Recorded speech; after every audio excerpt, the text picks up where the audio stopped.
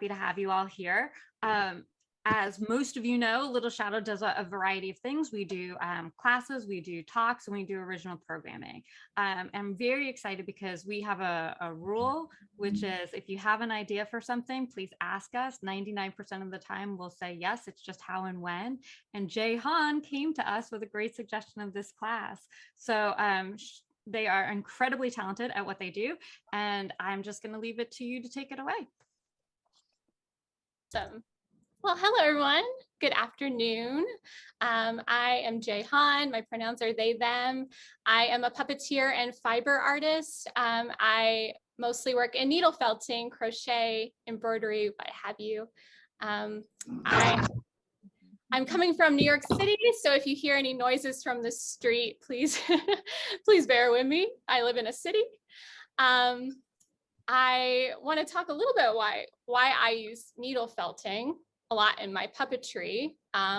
First off, I think it's really sweet and really cute. You can make some really awesome things out of it. I love the look of it, and I love felting in general, mostly because it's a lot of just repetitive stabbing. And I think being a fire sign, an Aries, I kind of really enjoy just stabbing things over and over again. Yeah, I primarily, I consider myself like just a performer as a puppeteer for a while.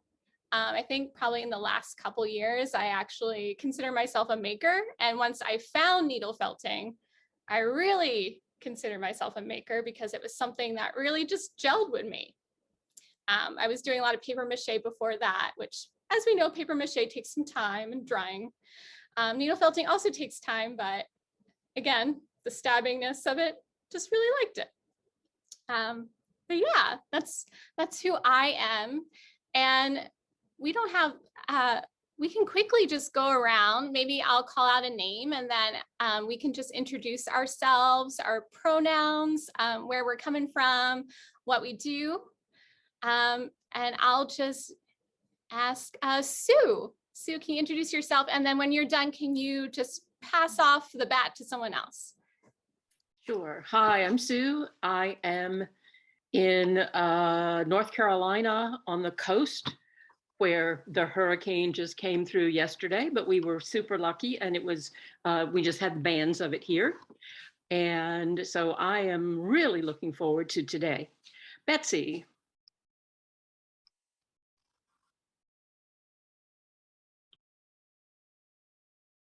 Hi, I live in Atlanta area, and I make a lot of puppets from fur, fake fur and fleece, and I do a lot of hand stuff, more as toys for people, but I just took a needle felting class and made a couple of gnomes and characters, and I just love the stabbing. So, yeah, so I'm working on my third piece right now. Just kind of, I'm not quite sure what it's going to be, but anyway. I just love it. I just am, and so when I found this needle felting for puppetry, because I've been puppetry for, I don't know, forever. My oldest niece is almost 40, so that's how long. So anyway, Jean Marie Keevens. Hi, thanks for coming to me. Your timing is perfect because Jay, I was just going to put in the chat. So sorry, side note for everybody. I was just going to put in the chat. I have a couple people having a hard time getting in the room. So I'm working on that, but we may hit pause and send everyone a new link if there's something that's corrupt, but I'm going to give it another moment. So just letting you know.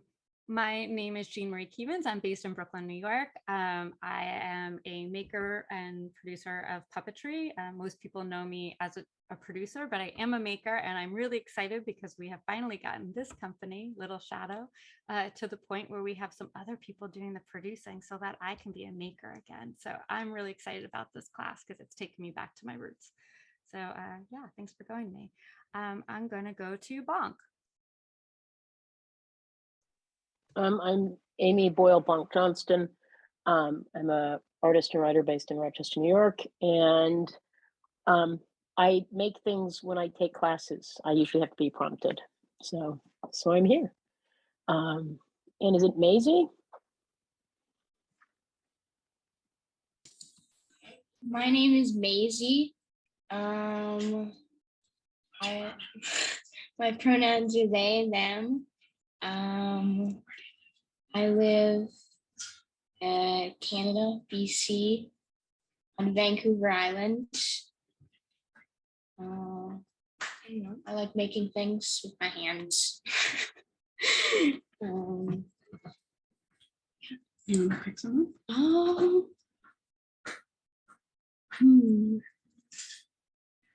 Julie? Julie?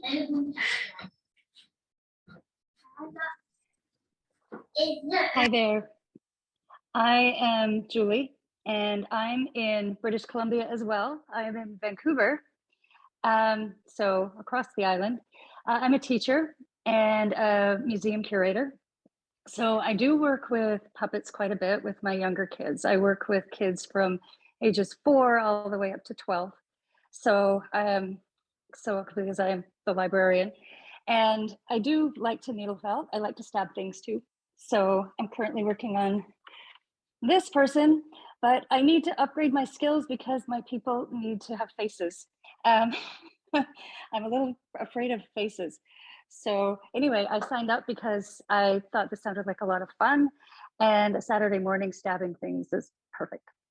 So let's see, Victoria? Hi, sorry I'm running late. I had a hard time signing in. Just wondering why we signed up. Was that the question? Just your name, pronouns, where you're coming from. Yeah, why you signed up, maybe like, what you do, etc. Yeah. Okay. So I go by Tori, and I'm in North Carolina. I teach art at NC State, and pronouns she, her. I make lots of marionettes and shadow puppets, and I've been interested in felting because I think it's a nice way to make stop motion puppets, and I want to get into doing that. I have kind of tried a version myself that I just sort of figured out, so I thought it would be nice to actually learn how to do it and not be guessing. So that's why I'm here. Thanks. Awesome. Laura? Let me get my cape. Let me unscrew this. I'm a special education in Detroit, Michigan for 18 to 26-year-olds. And my students graduate and then they go out. So I like to have activities that maybe they can be able to do, and it can carry on into something that they can do at home. So I have done puppets for, about 45 years with my first children, and just continued and collect my little puppets. But when I saw the felt making with the face, and I learned a lot this last week about felt making that I didn't know, that can easily be done in a classroom without too much of a mess. So I'm looking forward to this. Thank you. Awesome. Cece? Hi, I had so much trouble getting on. I don't know if others did. Yeah. There may be a problem with the link, but so I guess we're just telling why we're here.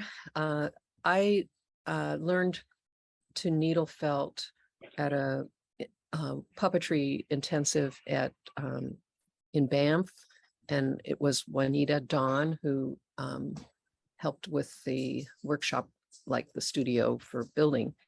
And yeah, just love making that little elf. I can show it to you guys.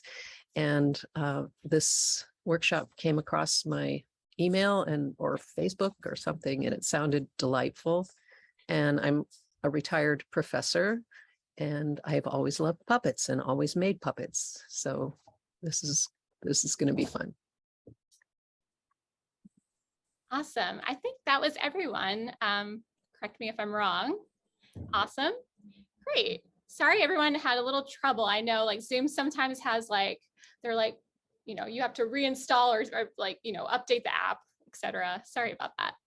So I just want to talk a little bit and share my screen and show a little bit about like, stuff that I've made. Some of them are puppets, some of them are commission work that I've done. And I'm basically like self-taught a little bit with this. I've learned a bit from like, YouTube, which I'm sure others have as well. But a lot of this was like experimentation. So let me just share.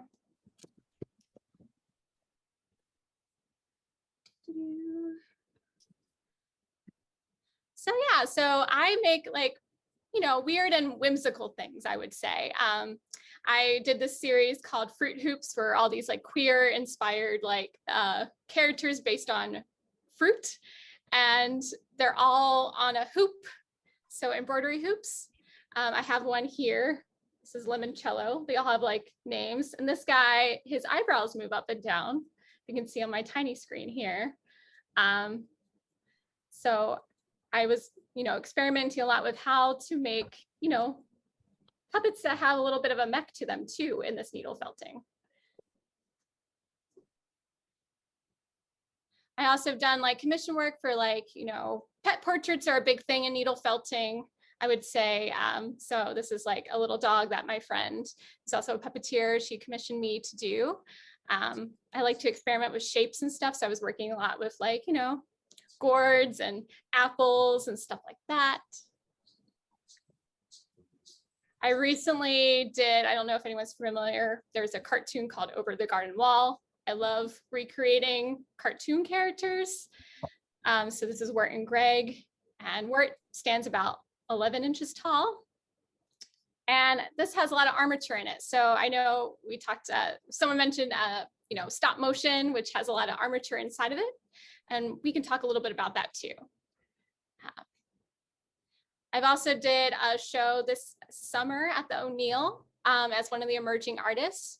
And these puppets that I made, their mouths move on the bottom. And they were rigged up on this tree here, but they're all felted with just like a cardboard backing to make the mouth move.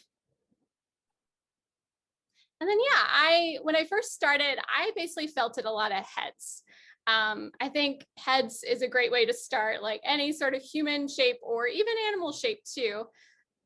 A face has a lot of shapes in it, and needle felting is all about those shapes and getting them precise. And so I worked a lot with trying to, achieve that in needle felting. So I made a lot of heads. I have a lot of unfinished like heads everywhere, essentially. Mostly hand puppets. And then I actually finished that one puppet on the side. So she's here, like here. Excellent.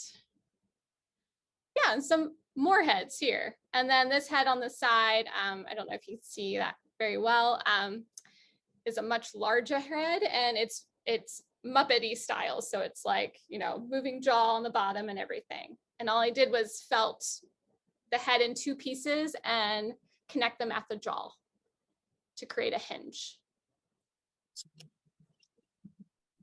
Yeah. So I just want to share a little bit about what I do, but I really want to get into it and start stabbing away. So I'm going to switch over. I'm going to stop this video. And then, Jean Marie, if you're able to pin my, yeah, thank you. Awesome. Can everyone hear me okay still? You can just give me a thumbs up. Awesome. All right, so let's go into our materials here. Whoop.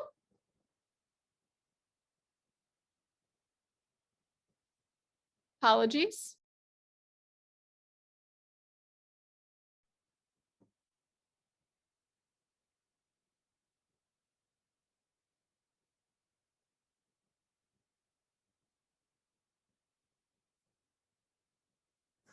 I think once I did that, my video stopped.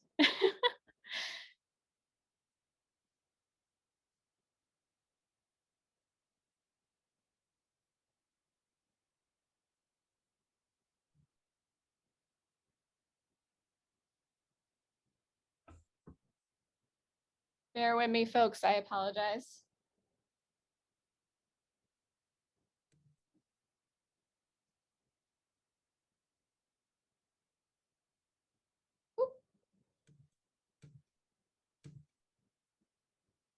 And we're going to, hello everyone, it's New York.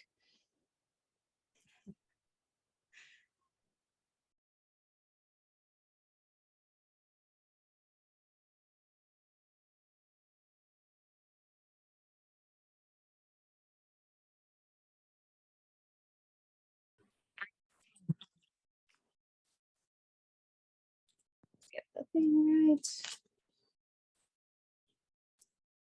There we go. All right. You're just upside down, I think, just so you know. Are you okay that angle? That's fine. Okay, great.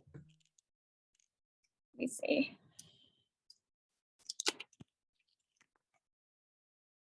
Okay, let's try it again. We're gonna go this way. Am I still upside down? You're vertical. I think you're sideways, but it's There you go. okay. Oh, There you that's go. perfect. Great. I had it set up earlier, and then I think once I'm logged in twice, it just kind of went funky. All right, thanks for bearing with me there. All right, so our materials. I have a needle felting foam block that I use here. As you can see, it's really well loved. And if I wanted to, I could just put a piece of felt over it to continue stabbing on it. So there's a foam block you can use.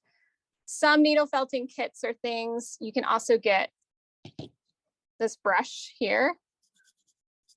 That's great to use because a lot of the fibers don't stick as much on this one. I do also have a foam felted block here that I got from a company called Gray Fox Felting, which are awesome. They're on Etsy, and it's where I get most of my wool. This one I will say is good for it's good for doing like lots of really hard felting, getting those angles, but you will see a lot of the felt does kind of stay on this. So I have to constantly pick it off. It's a little cumbersome. So I'm going to use my foam block here. I also have a pen tool. This is totally optional, but I do find it's very helpful. There's also ones that can hold up to 6 needles. And then I use a lot of needles just loosely. So sometimes needles will come and they'll have actual, sizes on them like this. This set here is from a place called Desert Breeze. This is a 40 gauge spiral twist, which is this green one here. And I can go a little bit about this. So needles, they come in multiple sizes. They do come as low as 12, but no one ever uses a 12-point gauge. I will say the most common are 36, 38, and 40. I don't ever really use a 32 or 42, but they are there. And this just means to gauge the size of the needle. The higher the number, that means the thinner the needle is. So this is a 40. It's pretty thin. And this is like a 38 here. If you're just starting out, I would recommend having a 36, a 38, and then possibly a 40. I generally use a 38 and a 40 when I'm felting. Needles also come in different barb shapes. So the whole thing about needle felting is there's these barbs on the needle. It's kind of hard to see here, it's a little fiddly. But there's these barbs that help to push the wool in, and you're compacting it together. So the fiber is twisting together and becoming compacted with these barbs. So the barbs, there's different ones. There's triangular. And you'll notice that it's a little hard to see on here, but these are some triangle ones. They're on the side. There's star or a cross. This one is a cross star one. A little hard to see. And then there's spiral. We just saw that one earlier. This one's a little easier to see. The barbs go all the way in the spiral around. It's definitely a matter of preference, which needle type of barb you would like to use, or even needle size. I generally use triangular and star when I'm working. Sometimes spiral too. So those are our needles. You also want to have, if this is your very first time doing needle felting, or like it's only been a couple times, you need some finger protectors. This is for your other hand. So your dominant hand, whatever is stabbing, will stab here. So that way you don't hurt your fingers. I do not wear these anymore because I like to feel where the wool is, how it's doing. But definitely wear them if this is like your first time, or you've only done it a couple times, because you don't want to hurt yourself. Awesome. Now I have some different types of wool I want to show you too. This is some core wool. Core wool is generally what I use as the insides of my pieces. So for example, I was working on a head here. This is the inside, and I'm laying the skin on now. But core wool is wool that, shorter fibers that are kind of like put together like this. It's a little bit coarser, a little rougher.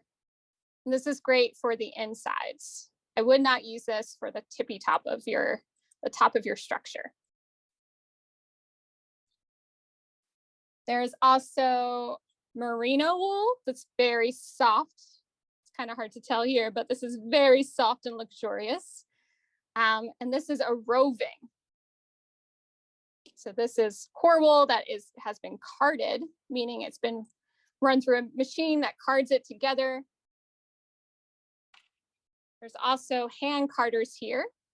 These are really mini ones. These are totally optional too, that can card the wool together. And this is what I mean by carding. I just want to show you that. Carding. So this has been carded.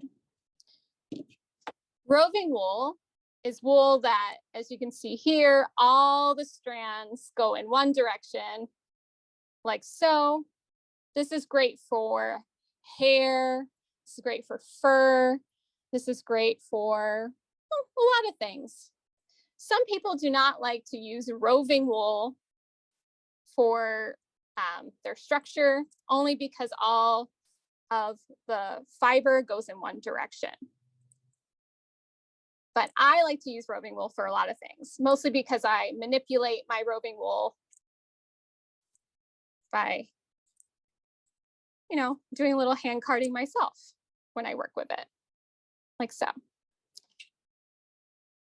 So this is roving core wool. There's also batting. This is a bat of, this luxurious merino wool again. And you can definitely tell the difference between batting and roving. Roving is one long strand. Batting has been carded. It's like a giant lump, essentially.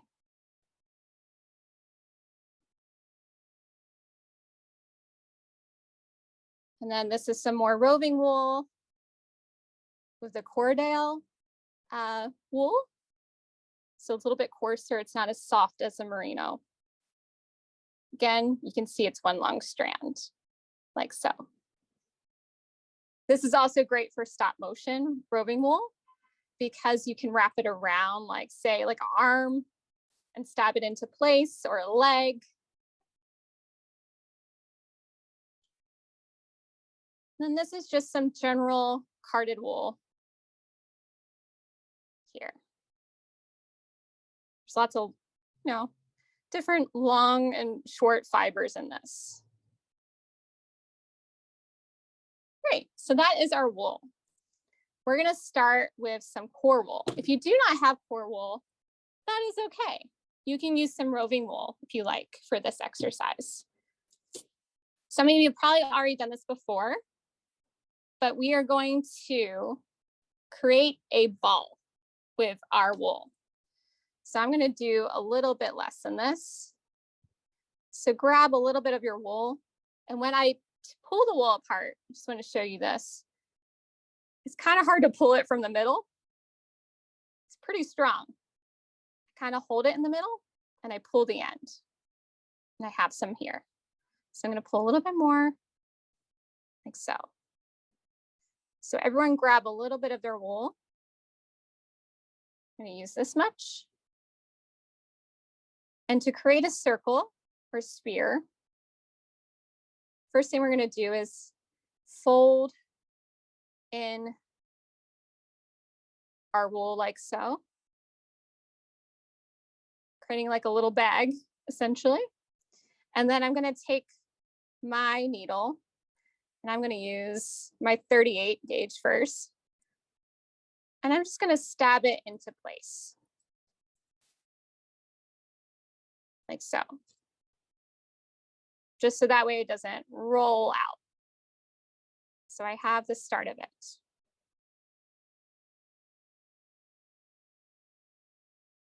Now I'm going to continue to stab that.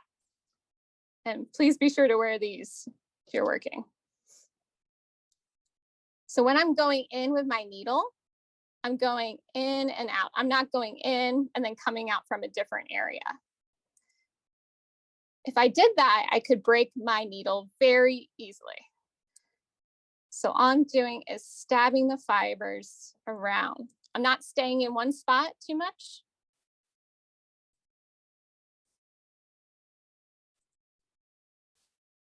I'm turning my work a lot.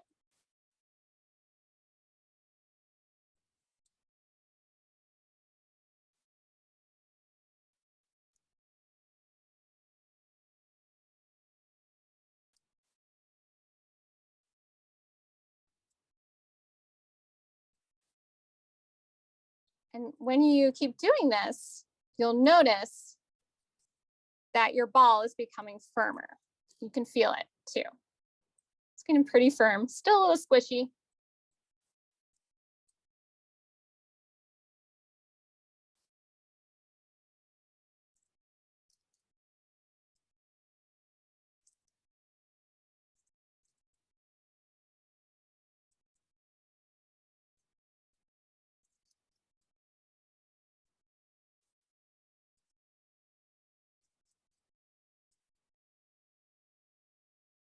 So yeah, I'm continuously turning my work a little bit, not doing the same spot all the time, just going around my circle.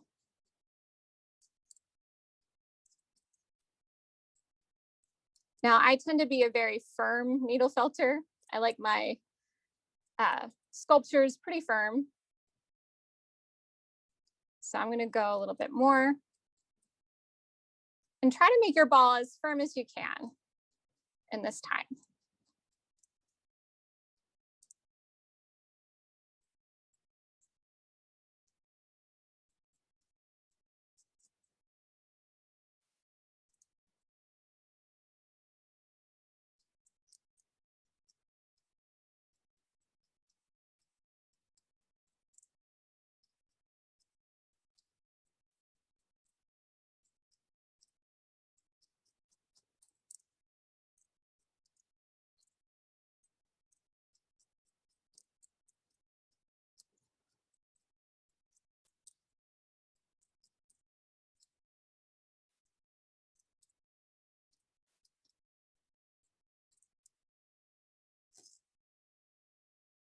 Right, it's getting there. At a certain point, once it starts firming up a little bit more, I always, use my hands, I roll it into place a little bit. Wool does react really well if you apply a lot of pressure. And that really helped my sphere a lot, just doing that.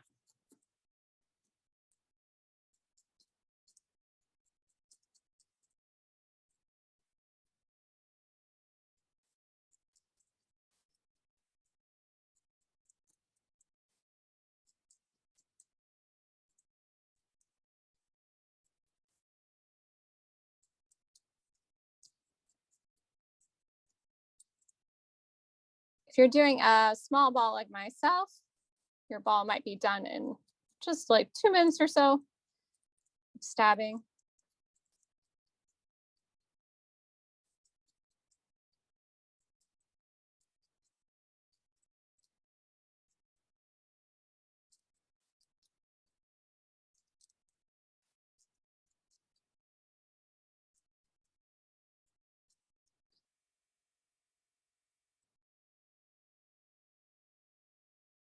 Great. I'm pretty happy with my ball that I made. How's everyone doing?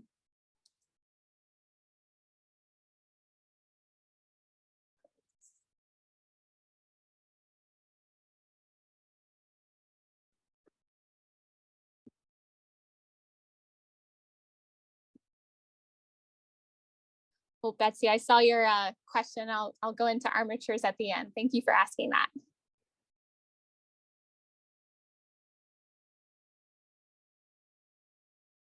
Cool, so I have my ball.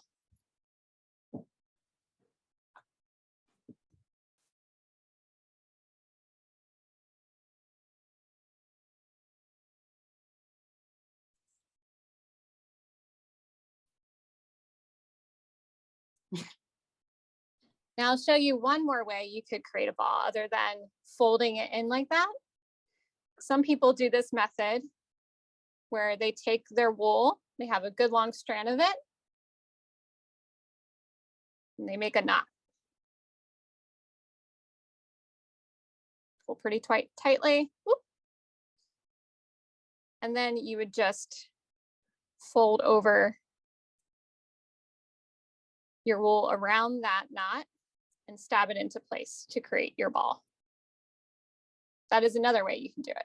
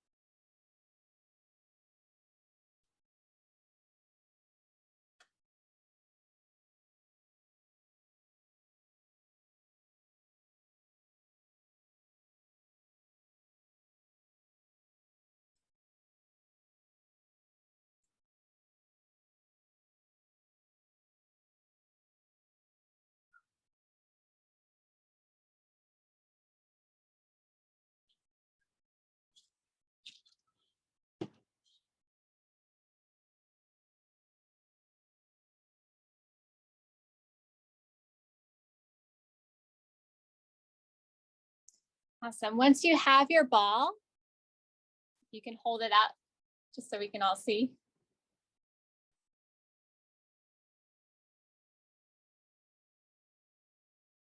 Thanks. I know some people are still working, but great. Awesome.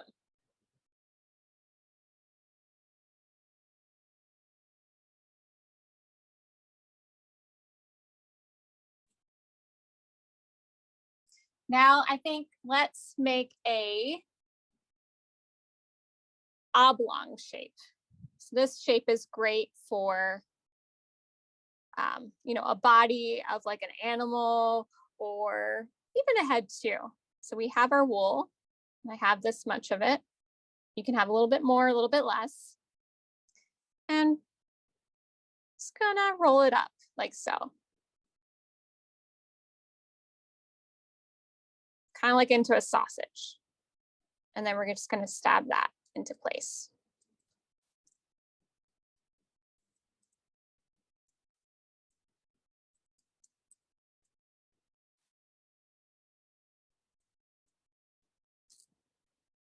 Again, I'm turning my work, making sure I'm stabbing in all directions.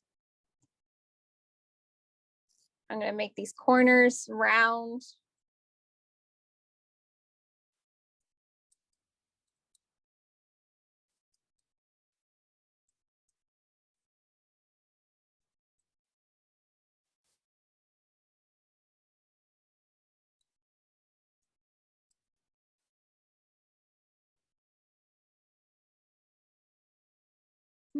Do you think the term needling someone came from needle felting? That's a good question, Betsy. I feel like it could be. Yeah.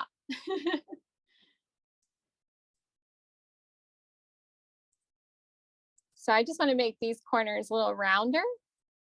So in addition from going up and down, like so, I'm just going to I call this blending, but I don't know if there's an actual term for this, but I'm just gonna go in on an angle for this area here to get those rounded edges.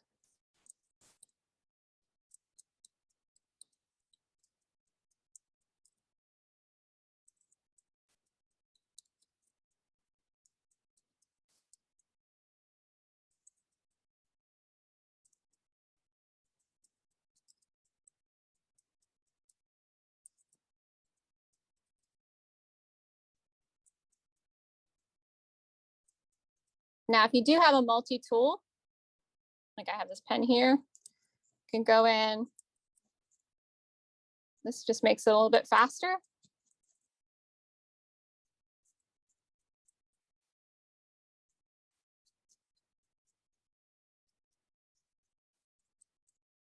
Or sometimes I like to hold 2 needles at once if I'm feeling fancy.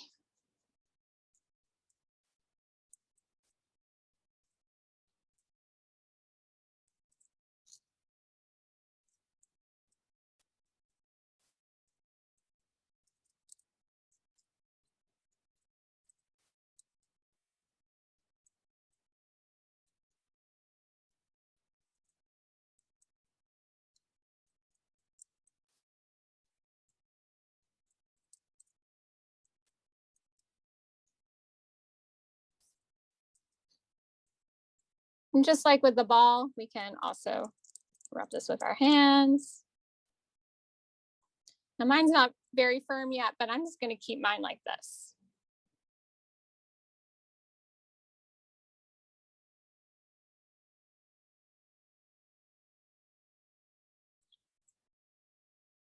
Awesome. I see some oblong shapes already.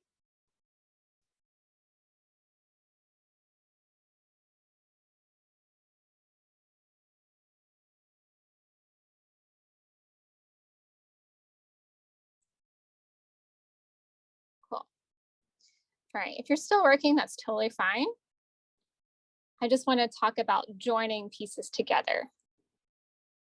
So let's say this is like the head of an animal. This is their body. So I'm going to place it where the ball, where I want on the body. And I'm just going to stab those 2 pieces together.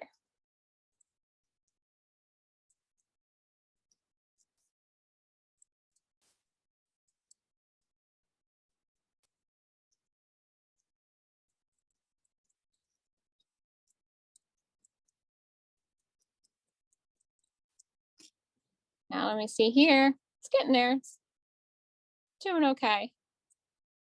Sometimes when I'm joining pieces together, I'll take a little bit of wool just to join, just to have extra stability. And I'm just putting it over those 2 spots, the oblong shape and the head.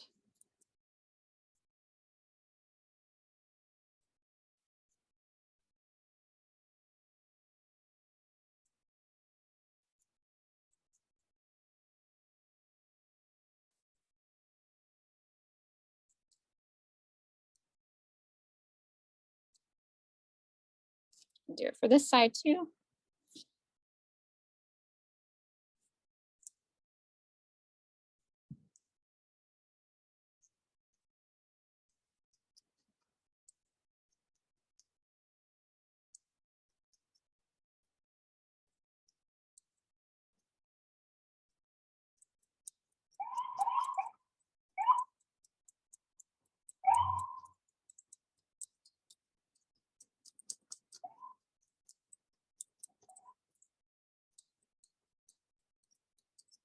So you notice it'll start getting really firm. You just take your pincers and try to take some of it apart. Like I need to needle felt that a little bit more to make it more firm. But sometimes needle felters like that look of it being a little bit softer, and you can totally keep it that way if you like.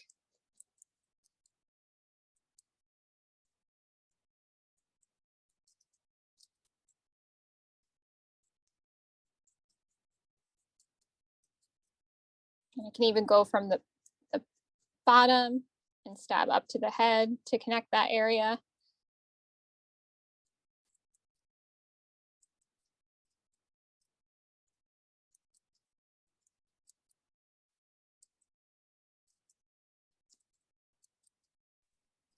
I have a quick question. Will we be receiving the recording of this to review later?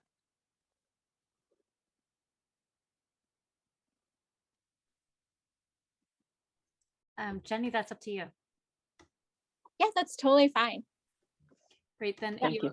then everyone will get it within 24 hours. Okay. You can go on a wild ride when earlier too. My camera moves. Awesome. So, you know, we could continue to stab this and poke at it and make it a lot more firm, but I just wanted you to see how you connect the head, like connect one shape to the other. And once you have the general gist of that, if you can hold it up.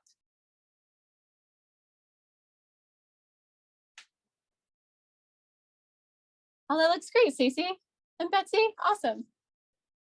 It's an owl. Is that an owl, Cece? It could be, but this Oh. this little man who Oh, I looks see. at cloud. Oh, I see And it. Yeah. so I want to make it red on the body, but I that's probably later, right? Yeah. And yeah, we can totally, this is just a little exercise. We're going to get into something a little bit bigger too. So you're welcome to keep adding to this structure if you like. Cool. Mine kind of looks like a duck right now. I don't know. Should I make a duck?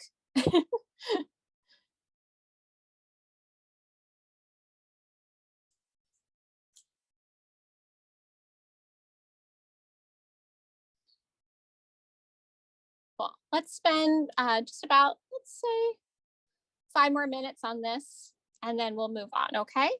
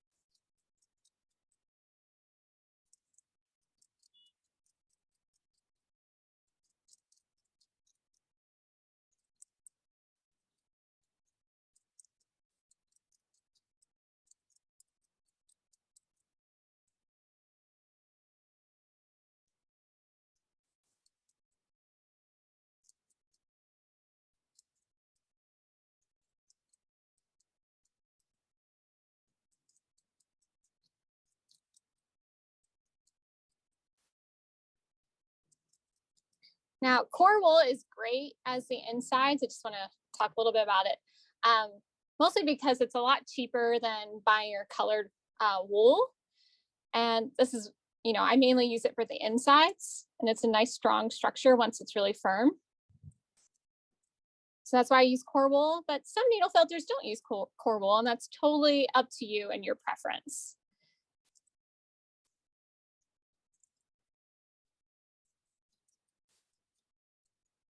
Sometimes core wool will come, they come in this beige color, but sometimes you'll find like little strands of like the raw wool in there, which is kind of neat and fun. So how do you spell that, core wool? Core wool. It's C-O-R-E. I think it's called core wool in the neofelting world, mostly because it's like the base, like the core of your structure. C-O-R-E wool? Yeah. Okay, because I would like to buy some cheaper stuff for the inside. Yeah, so like sometimes core wool will come in like this big bag. Yeah. Like I have here. In the past, I've also used polyfill, which is very tricky to use, I would say. If you're in a bind, you can use polyfill, sorry, like what you used for stuffing bears and like stuffed animals. But it's a lot trickier and it'll take you more time to actually get it firm. But I've used that in the past when I've been in a bind and I'm like, oh, shoot, I need core wool. I guess I'll use polyfill. Okay, interesting. Yeah. I've got this wool that was in a old thrift shop quilt, and it's not really easy to shape, but it does work for core stuff. Awesome. Yeah. Interesting.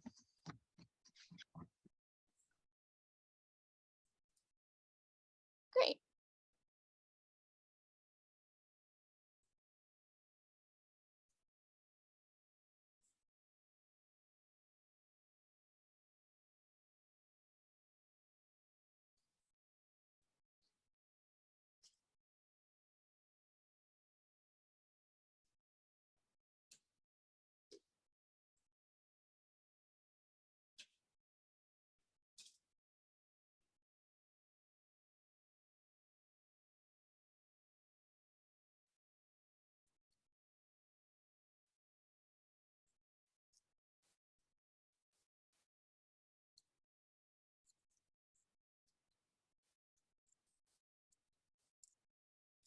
Awesome.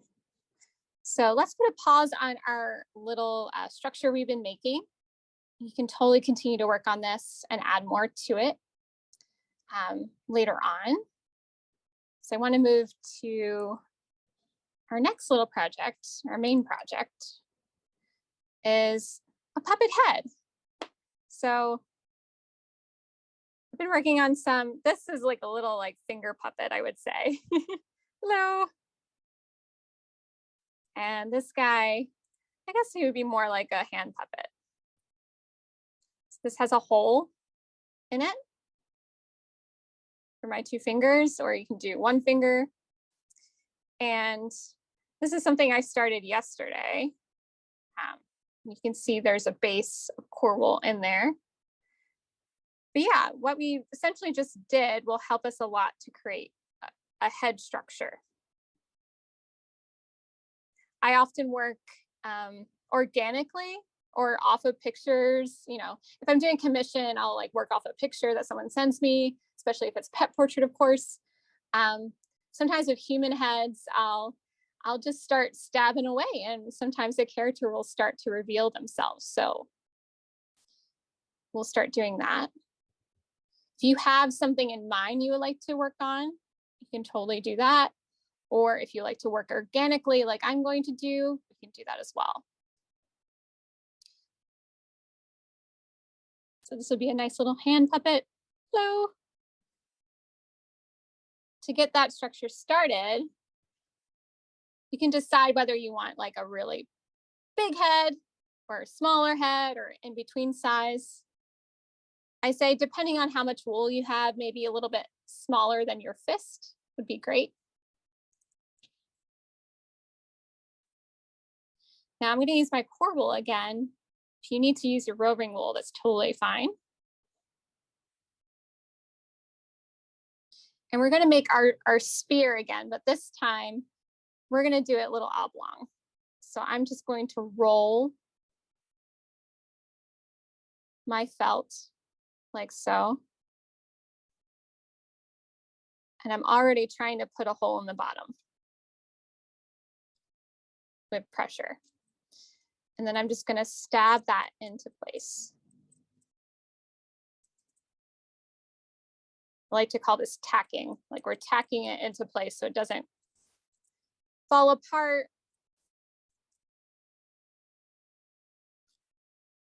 Great.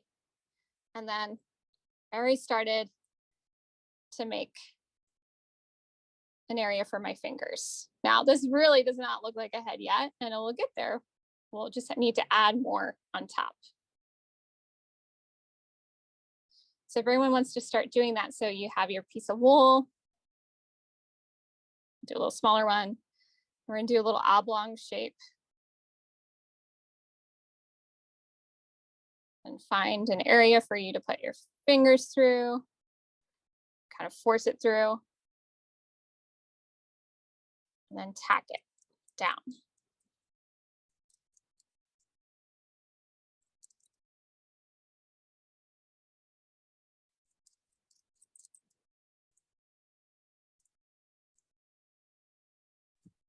Could you tell me how you tack it so that it stays as a whole?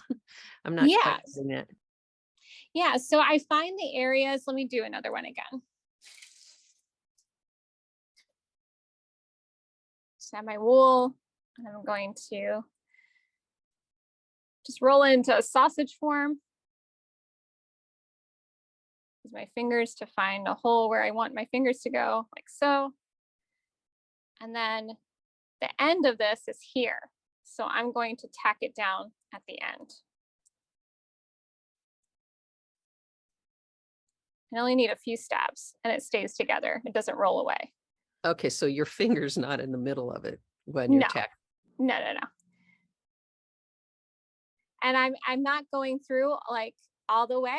Does that make sense? So I'm like using a little bit of pressure.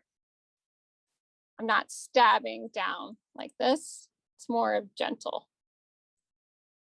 Because I don't want to lose my hole, right?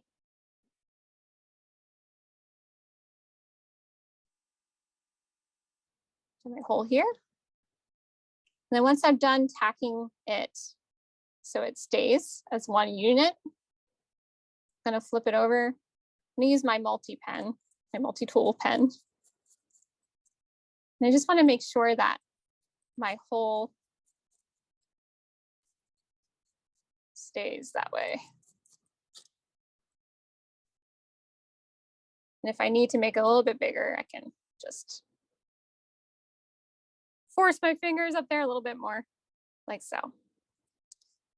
And now I can start stabbing it down. And again, I'm not going all the way through with a lot of force because I don't want to lose the hole. Does that make sense for everyone?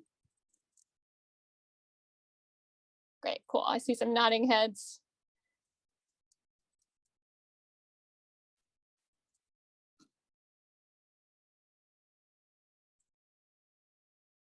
So it's very loosey-goosey right now. So I'm just going to keep stabbing it.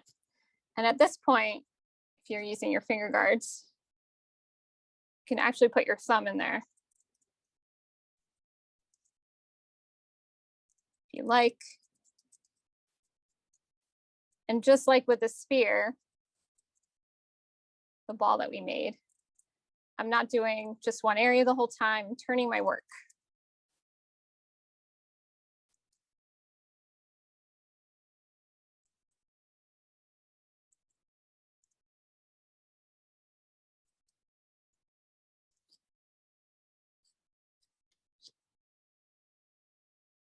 Kind of looks like a, I don't know, like a weird head shape right now. So I'm just going to keep stabbing away, even on the edges of where my hole is.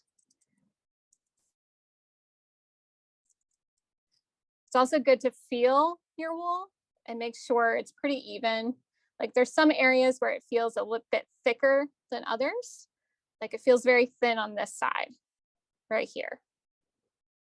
There's not as much wool on this side as there is on this side. So I'm going to take a little bit of my wool and just add it to this.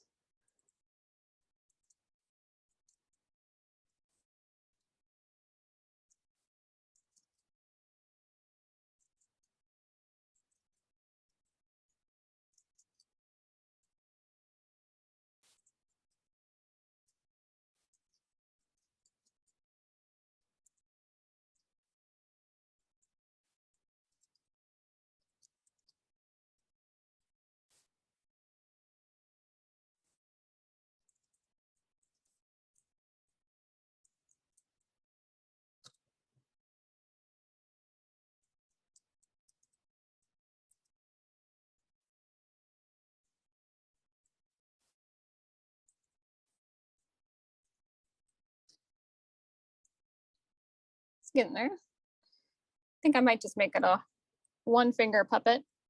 It kind of looks like a, I don't know, doesn't really look like a head shape quite yet, but we're gonna get there.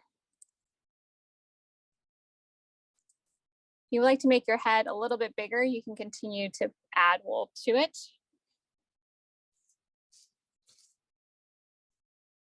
And add a little bit more.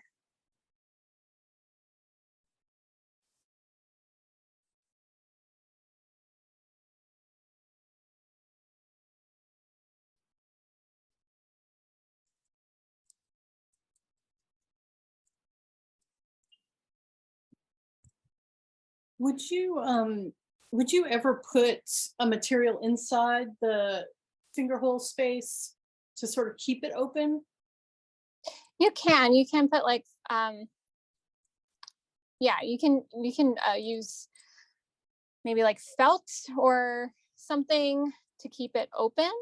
Or even if you put it like, say, if you're working on top of, like, once you get to a good part, you can put it on top of like a wine bottle, like the top of it, and just like have it up on there to keep that hole open, I would say.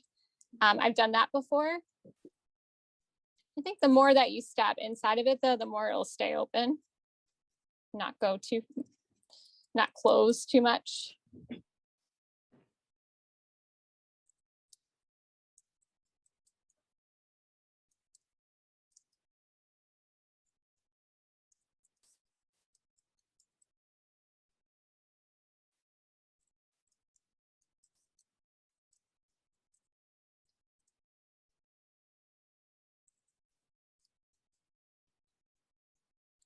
Now, because there is a hole in it, this one's pretty firm now, but it is still a little squishy.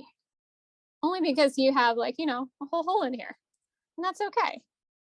But it will definitely firm up. Just maybe not as much as like something that's totally felted. This is hollow. But anyways, your finger will be in here anyways to give it some support.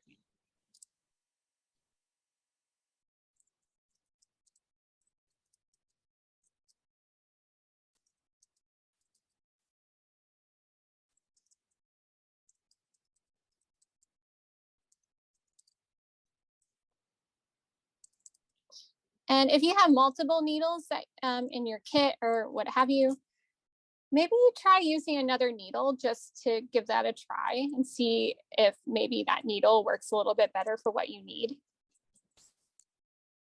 So I'm moving to my 40 gauge.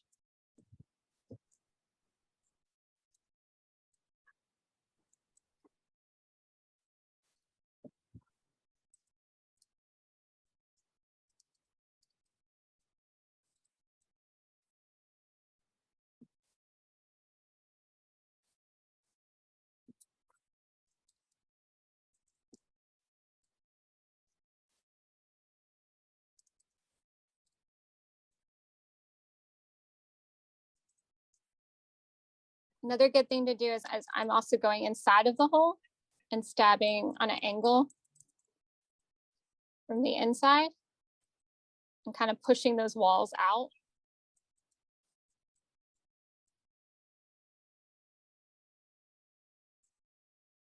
Ah, yes, this is a better needle for what I need.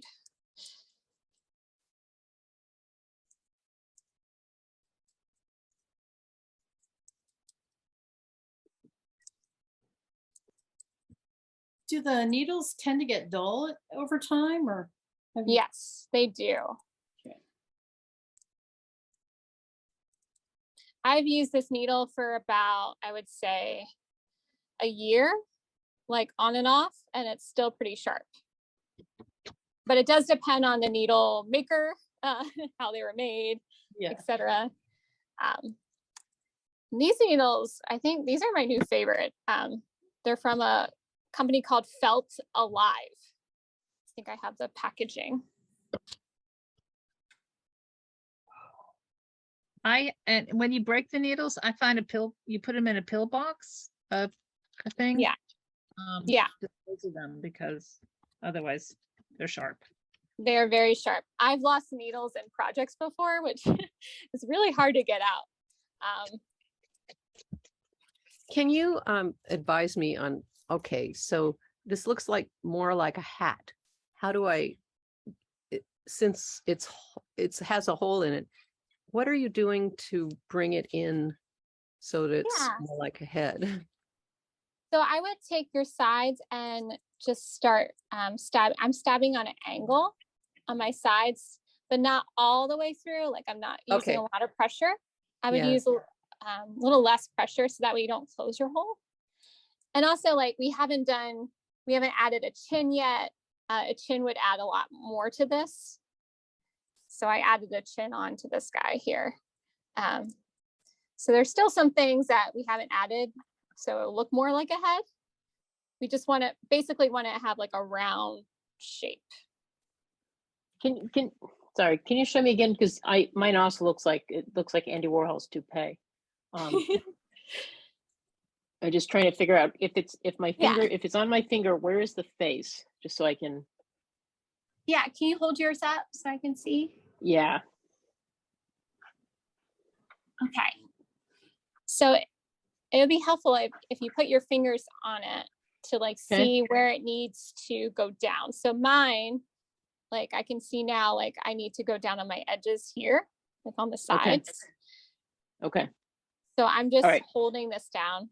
You can also draw a picture of a head for you to then match up with the shape you're doing. Okay, Sometimes so it's like this. So it's okay. All right, thank you. Yeah. And this can be any sort of like fantastical creature you want too. So like if your head's a little different shape, or if it's like a square shape, that's fine too. I think for the purposes of this, we're just, making a hand puppet head or a finger puppet if it's small. So I need to do a bit more work on mine.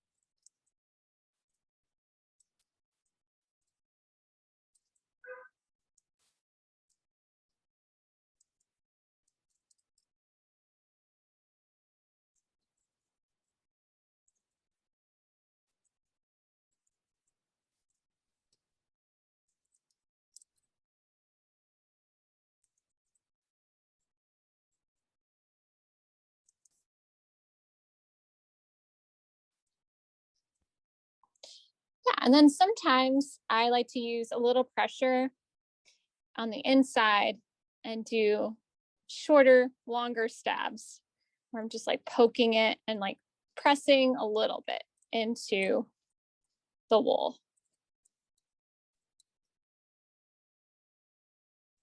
So yeah, needle felting doesn't have to be just this. It can be a little bit of like slower, more purposeful stabs too.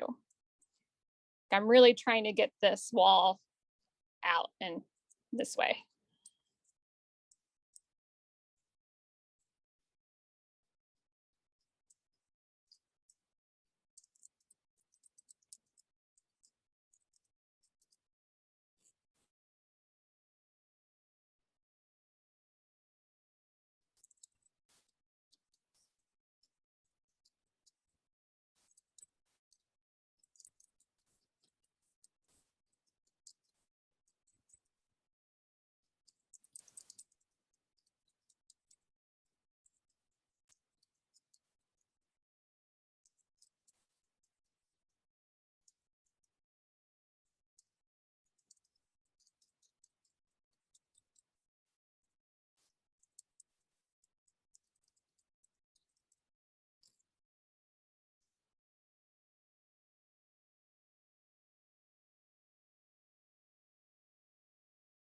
And something with my head that I'm doing is, heads, their chin is right around here. My person doesn't have a chin.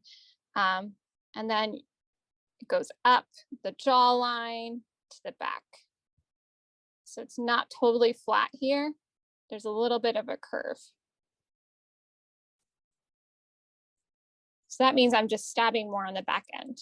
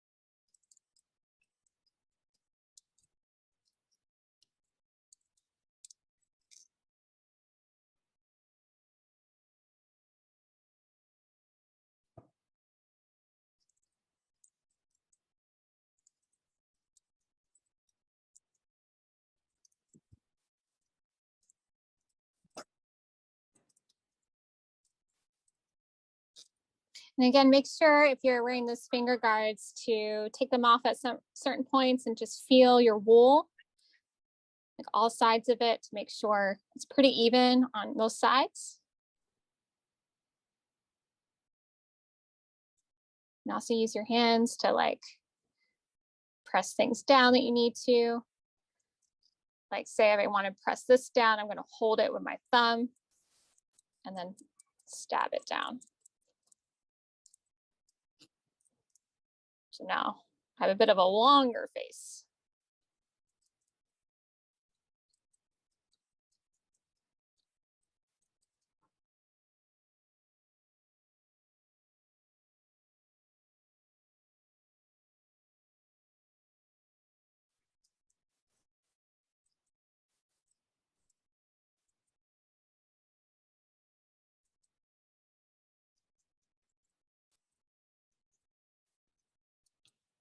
I have a question. So Yeah. I'm not sure how you're getting rid of so mine has these, I don't know if you can see swirls, like a woman with white hair would wrap her hair around. And so how do you get rid of those little swirly things from when I originally swirled it around? Just That's keep that. stabbing across it? Yeah, I would stab across and on an angle. Like so. Here, I don't know if you can see that. Like I would stab a little bit more on an Oh, angle. yeah. So that Okay. way that area is blending down into everything else. Okay, great. Yeah. Thank you.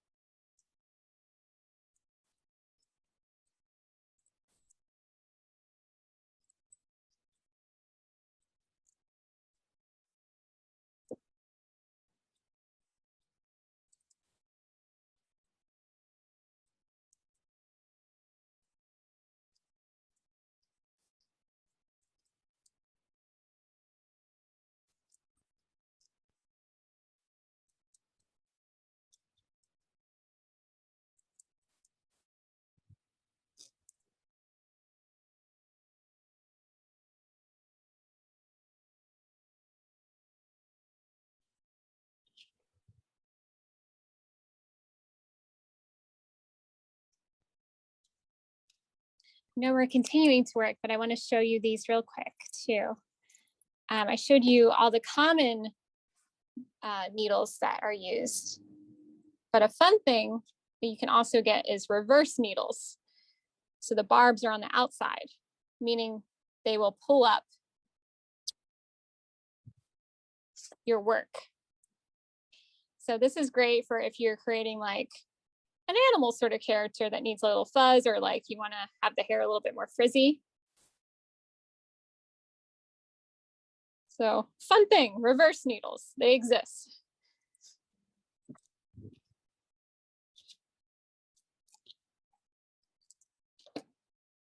But we want to continue stabbing it down.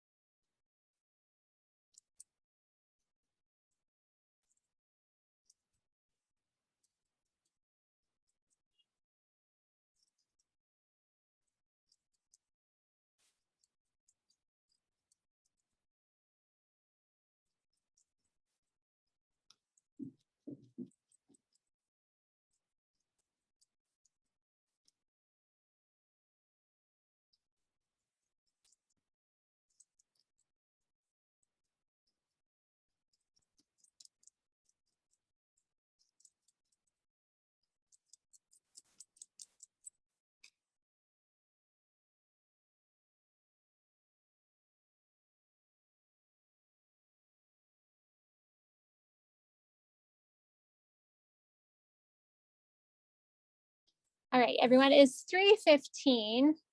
We've been stabbing for a little bit now. So if anyone needs like a little like handshake break for like 2 minutes, please do that, because sometimes when you're stabbing, next thing you know, it's like 3 a.m. and you're like, wow, my arms hurt.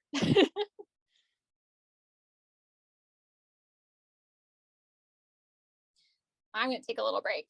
And my head is pretty firm. It's still a little soft in areas, and that's okay because we're gonna add skin later, and the skin will help to firm it up a little bit more. So a little squishy, but pretty firm. I'm gonna do the test with my pincers. Not a lot of it's coming up, so I'm really happy with that.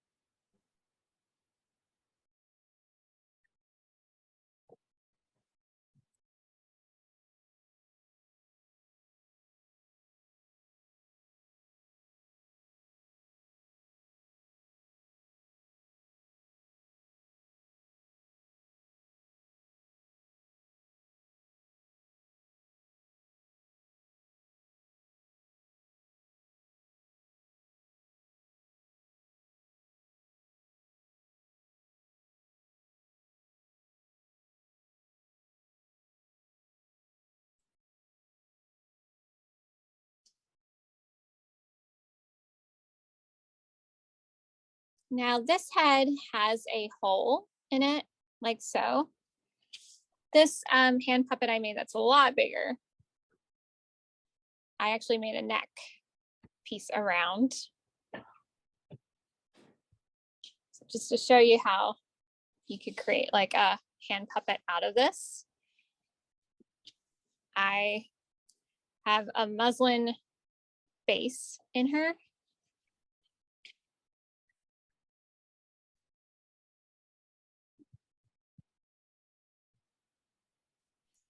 So yeah, and I added a little dress, and I basically sewed her head to this part here. You can also use glue too, like maybe like a fabric glue, or even like E600 is okay because that's pretty flexible. But I just sewed it because I like the look of sewing instead. And the hands, Betsy, you were asking about armature. These hands need a little like work again, but I actually just use pipe cleaners for the hands. You can use pipe cleaners. You can use, there's armature wire you can buy too from like Michael's. Those are great armature, especially for stop motion stuff. But I generally use pipe cleaners for things. Unless I need, yeah. Sorry, I'm sorry to interrupt you. I was wondering if you used wire, would you wrap it in something before you start felting onto it? You can like wire, yeah, you can add like, you can wrap felts around, like acrylic felt, you can wrap around it. Okay. Or that's why I generally use pipe cleaners, because pipe cleaners already have that fuzziness to it. And so I don't feel like I would break a needle right away felting on this. But an actual wire, I've seen people actually put pipe cleaner on the wire itself too. So you can do that as well. If you're doing wire and stuff, you just have to be very gentle and know where the wire is at all times while you're felting. And this is why I say like roving wool is great, because if you have a wire piece and you want to do an arm, this piece is already in a long strand. So you can just take what you need. And let's say this is my armature, my finger, and just wrap it around. And then stab it into place. Are the hands felted too? Yeah, these hands are felted with a pipe cleaner base. So that way, like they have a little bit, like the fingers can like go down a little bit. So.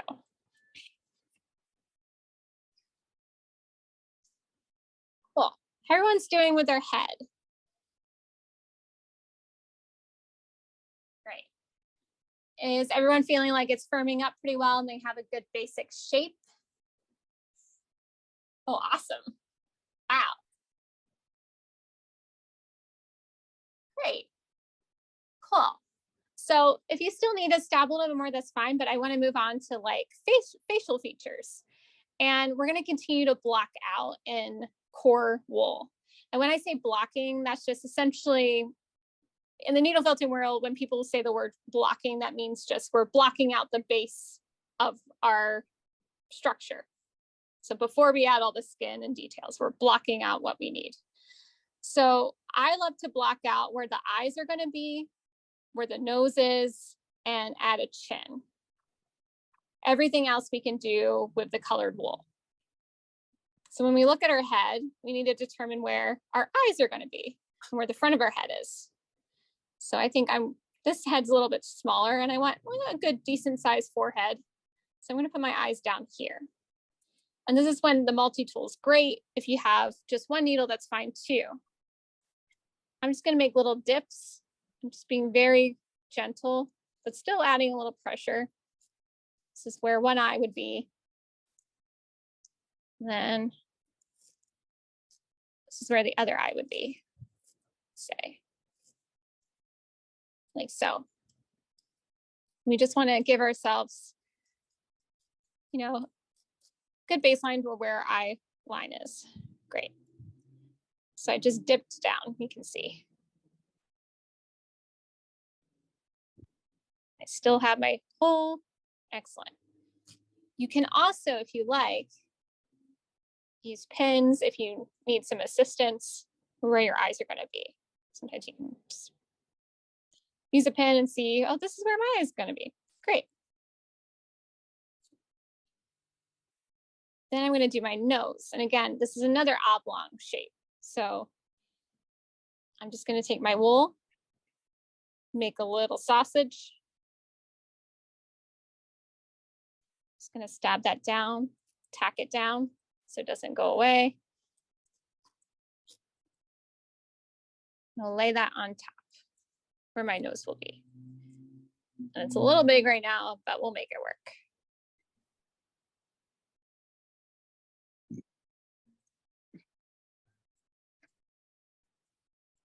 On the top of my nose, I'm going in on an angle because we want to blend those two pieces together.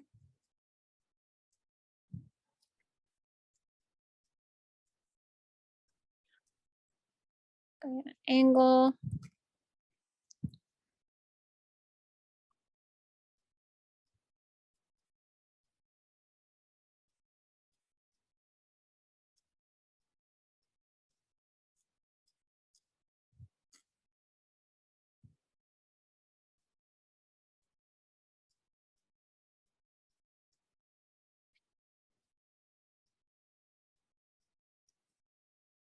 So I have my basic nose shape.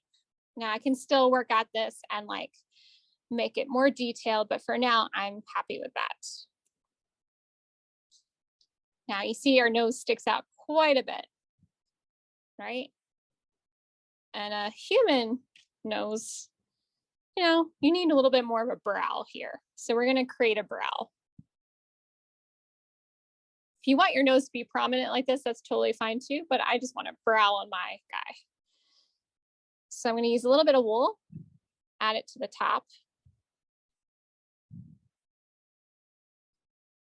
Tacking it down on the sides.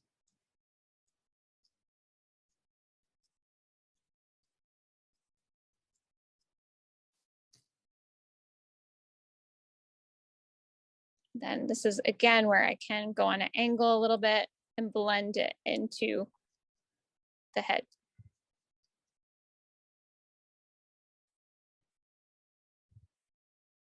And down into the nose.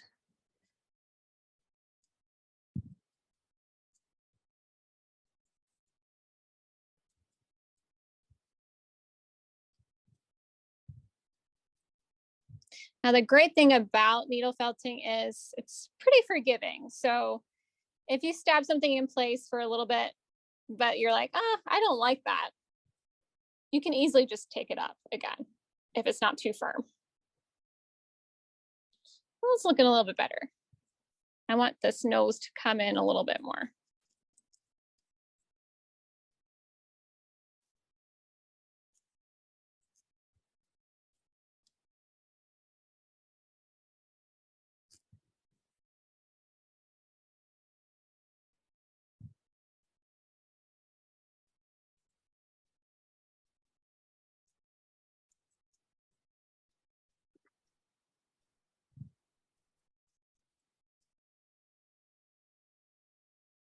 Maisie, you totally can make an animal. Go for it.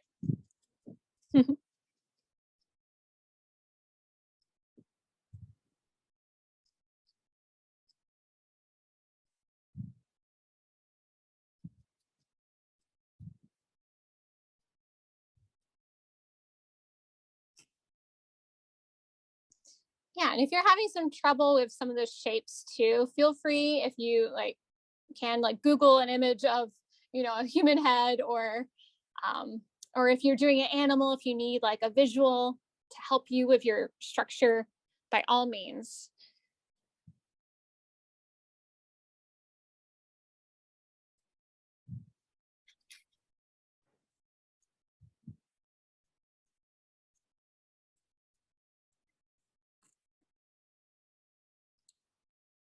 So I have my basic nose. I have like generally where my eyes will be. I'm going to add a little chin. This person doesn't really have a chin. I'm going to give them more of a chin. Not like an extreme chin, but maybe just a small one. And again, I'm just folding this into my oblong shape.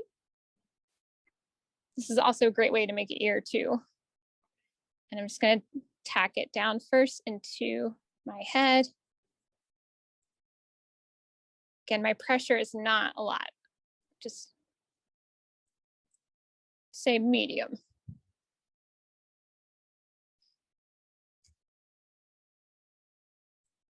A little bit better of a chin. Now I need to blend it.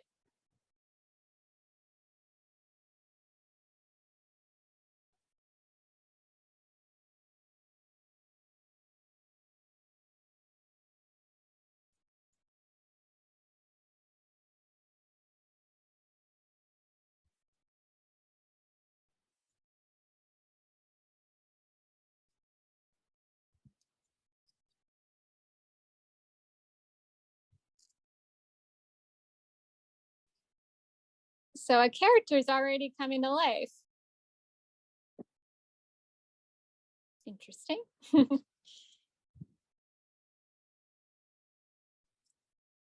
is why it's fun to work organically sometimes, because you never know who's going to come, who's going to be made.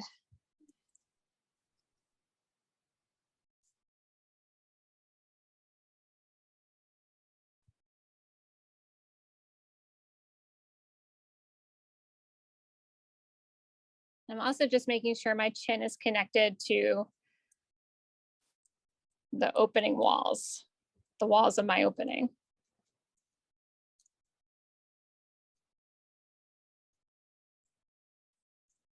Could do a cleft chin too if you want, and just like apply a little bit more pressure.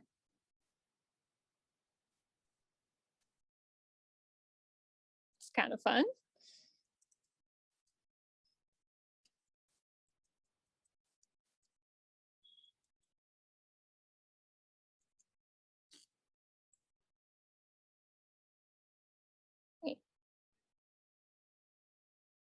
I'm going to keep working on my nose now. Now with my nose, I'm going to turn it like this. So I want some nostrils for my nose. So I'm just going to apply a little bit more pressure and create 2 holes in there. And then we can add a little bit more detail to that once we add color. I don't know if you see the nostrils starting to take shape already.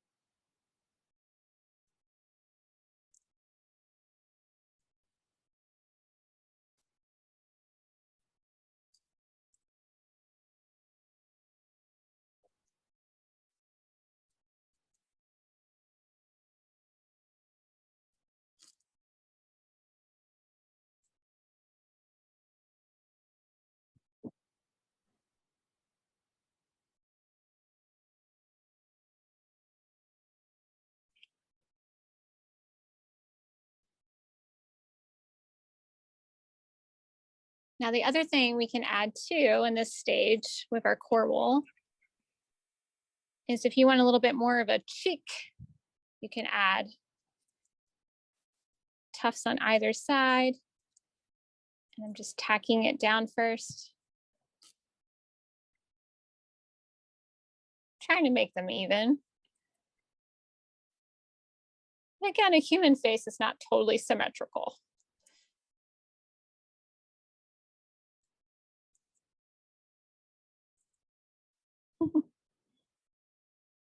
Then I'm just going to blend that down.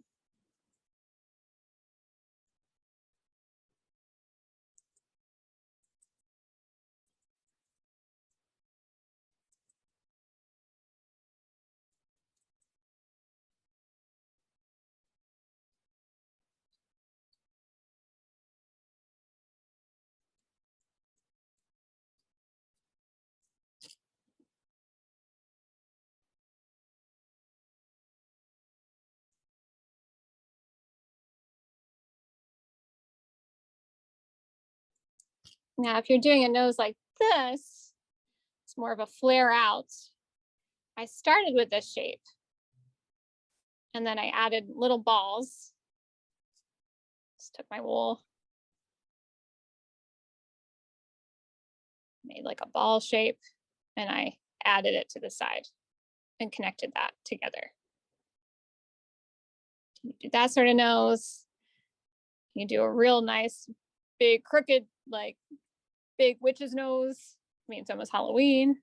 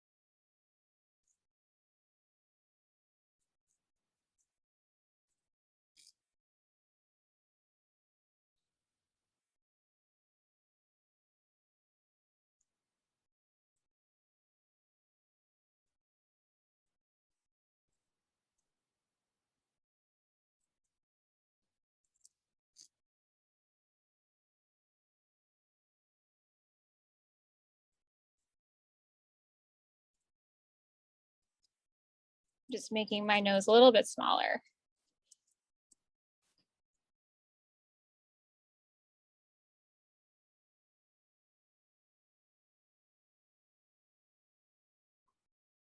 Does anyone have any characters that are coming alive already? Yeah, I see some smiles, so that's good. Almost. No worries. Yeah, needle felting takes time.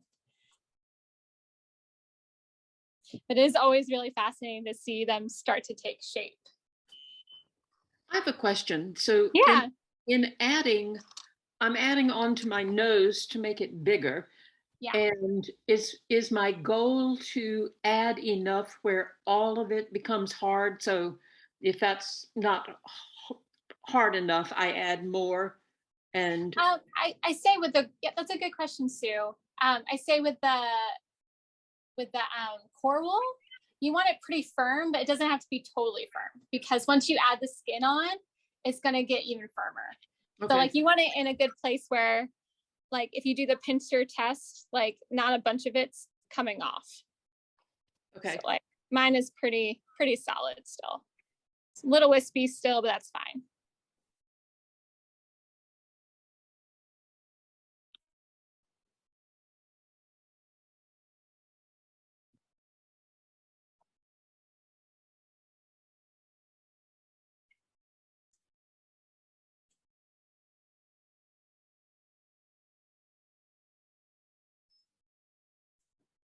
Cool. So at this point, I think I'm just going to use my multi-tool to get those eyes really where they need to be.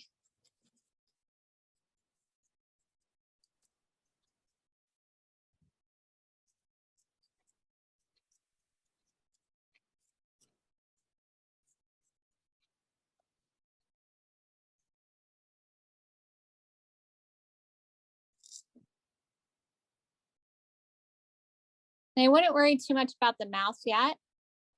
But if you are like, you know, if you have cheeks, or if you don't even have pronounced cheeks, I would just maybe stab that area down a little bit more.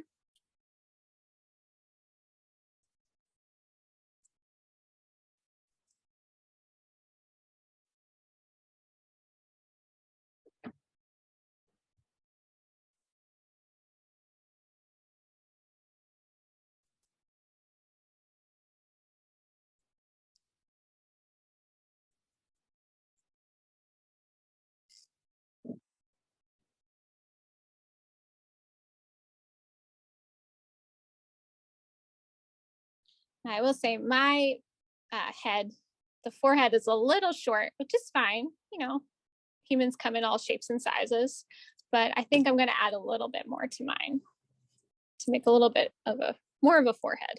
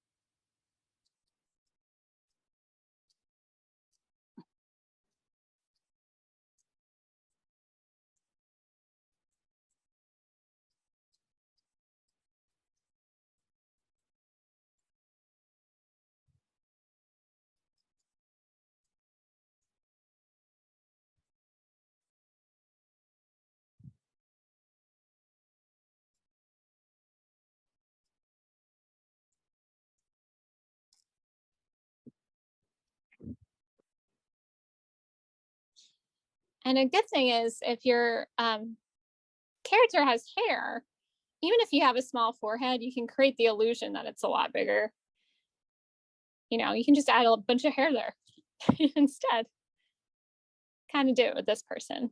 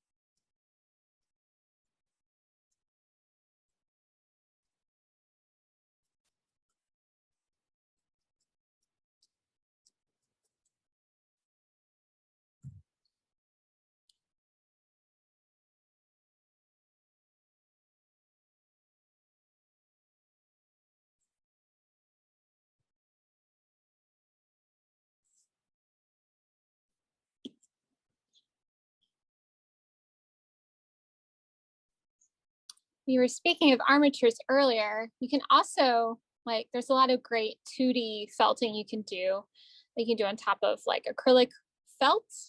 You can also use acrylic felt to help you make shapes. Like some people use, you know, those furniture guards that are the circular ones that are felted, like the felt ones. Some people use that and will felt on top of that to create like the perfect circle for their eye. It's a good little hack you can do.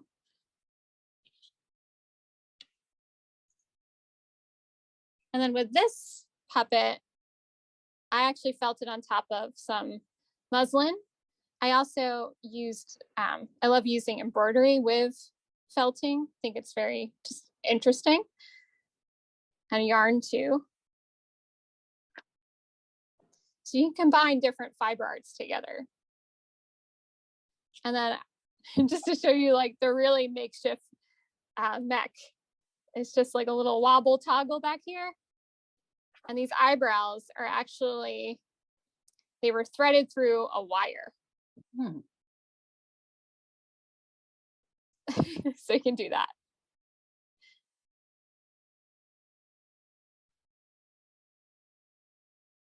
Could you show that again? The back of it? You just put your fingers in for the eyebrows? Yeah, so it's just it's a dowel with a wire attached to it that I like just makeshift like taped on. Oh, cool. So show me how, yeah, so that way. Oh, perfect. Nice. That's so great. Wonderful. So a little movement. It's a really just very simple mech, but essentially I just made these I made these eyebrow shapes, and then I threaded the needle, threaded the metal through it. And the metal I used was like jewelry, that jewelry wire. Right. You get, so it's pretty thin. So it's easy to go through. That screw or something on top, is that related to the eyebrows? So this is actually an embroidery hoop. Oh yeah, so, yeah. Right. So I've been I needle felt on top of hoops. So great. So I call them fruit hoops because they're all, this is limoncello. But yeah, I added some embroidery here just for like, it's just interesting. I think adding embroidery to needle felting is always just gives it, I don't know, a different feel to it, and I like it. And the eyes were also embroidered. So that's not needle felt. It's just embroidery floss. Cool. Does everyone feel pretty comfortable with their face, basic face shape? as well as like the firmness of it. How are we doing? Good? It will be really good to watch it again, because I'm so focused on mine that I'm missing some of your technique, because it's both are important, right? Yeah, both. And it's also like, it's also important to give yourself like a chance to like know what works best for you too. Like this is what's worked best for me, is just like just experimenting. And that's why it's always great to start with heads, because there's so many different shapes involved in a head. Cool. But yeah, so we can move on. If you still need to work on the base, that's totally fine. Just follow along as best you can. We can step back too if you need to catch up and you're like, whoa, Jay, repeat that. Just let me know. Okay. So I have my head, the basics of it. I don't have my ears yet. I don't have my eyes, all that. We need to add some skin.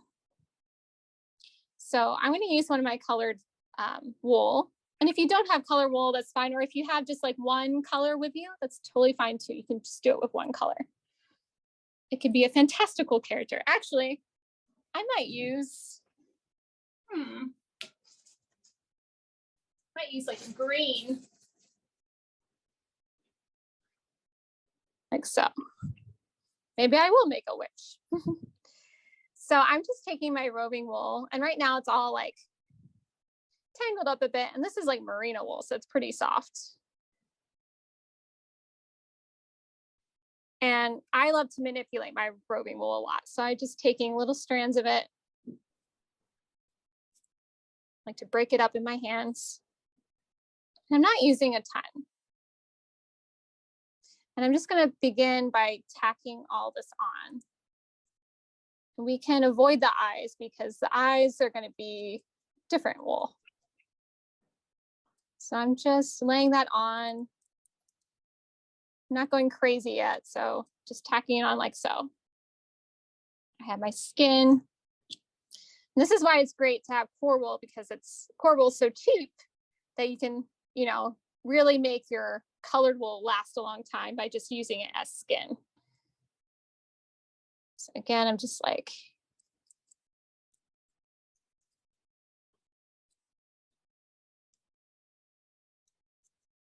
tacking it on. I'm going to continue to cover the whole thing like so. And it's going to look a little wonky when you're doing it, because we haven't firmed it up yet. This is like an example of one that I just started tacking on, and I can add more. So yeah, start by covering your whole thing. If you want to avoid the eyes and save some wool for later, you totally can, because your eyes will be a different thing. Again, I'm just really manipulating my wool here. And I'm laying it on in different ways, only because like roving wool comes in those long strands. And you can, like, if you like to use your roving wool in those long strands, you can place it on very nicely, all coordinated. But I like the look of just messing it up, making a little swirl of it and putting it on, only because when I think of skin, I don't think of skin going across like this. Skin has different texture to it, right?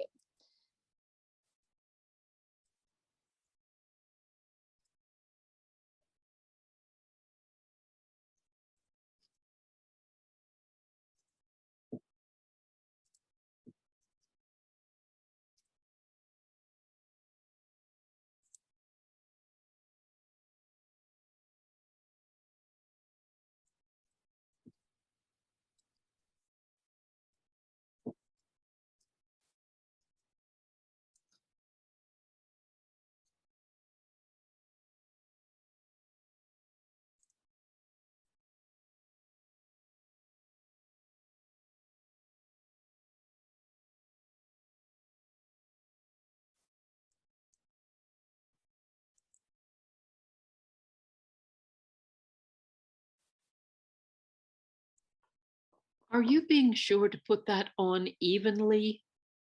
Like when you pull out the fibers? When I pull them out, yeah, I Uh-huh. try to do it as even as possible. But once you tack it all on, you're going to find some spots that are a little bit barer than others. And that's okay. Like you can continue to add more on top of it. But I try to do as even as possible. Like I do as every tuft is kind of like the same size.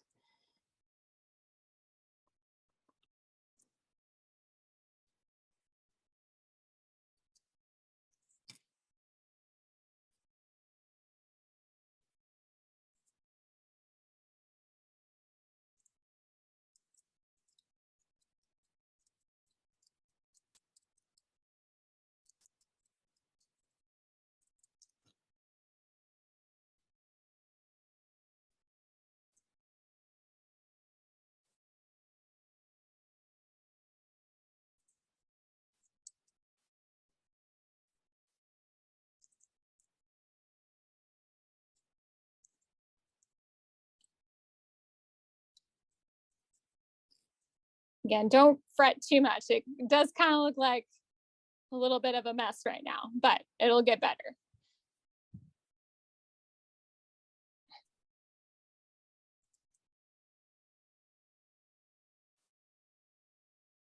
And then I'm going to go over my nose and try to keep that shape as much as possible.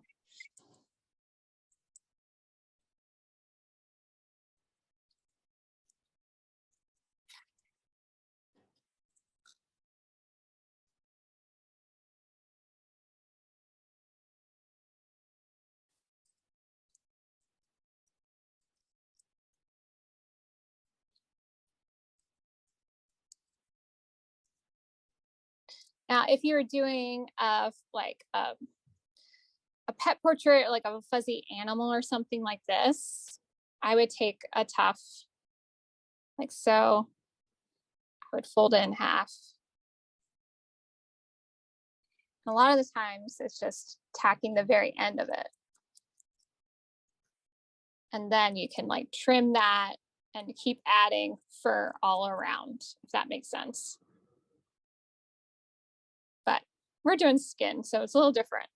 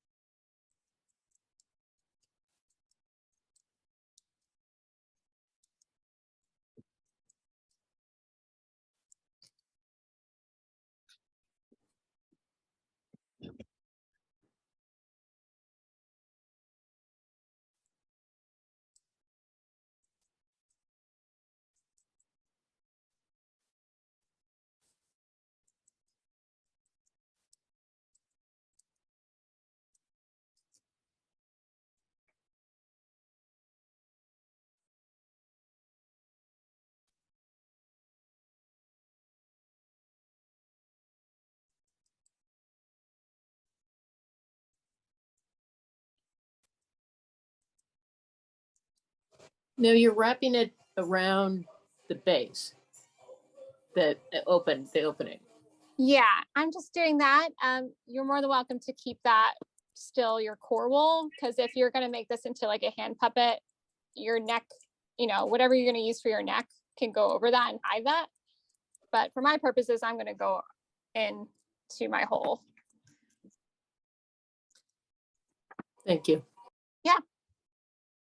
Now, for those of you who've done needle felting before, and sometimes when you're felting, especially like you get all those little wispies when it's not the hair, which is fine. And I find that there's certain ways to get rid of those if you don't like them. Either you keep felting and make it really firm, or lots of people will just take some scissors once it's really firm, and if they still have more, and just carefully cut those off. You can also, this happens a lot in stop motion, you can also get one of these, like this is like for, I don't know, your brows, for your nose. Get one of these, but you have to make sure that your piece is pretty firm before you use this. And you get it real close and get all those little wispies off. Like so. Oh no, I think I got this online somewhere. It was like 10 bucks. Came with a battery and everything. It was great. But yeah, stop motion. If you see those like really clean needle felted sculptures, most of the time is they've used something like this, or they've used scissors to cut off those pieces. I think it blew my mind when I finally realized that people were doing that, because when I first started, I was like, oh, why do I still have all these little like wispies hanging out still? I thought this was pretty firm. And I was seeing other people achieve really firm structures, but then I realized that they were just cutting off their little wispies. You can also use, these are great, just like nail cutters, because they can get in really close into your wispies. There's probably a proper term for it. It's probably not called wispies, but that's what I call it.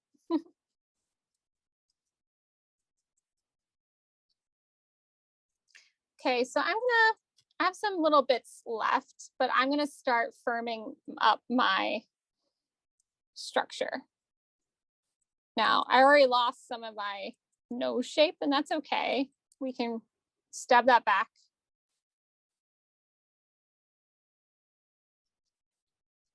So I'm gonna firm it up, kind of like when we did our sphere. I'm just gonna go around, keep turning my work, and go around and firm up that skin.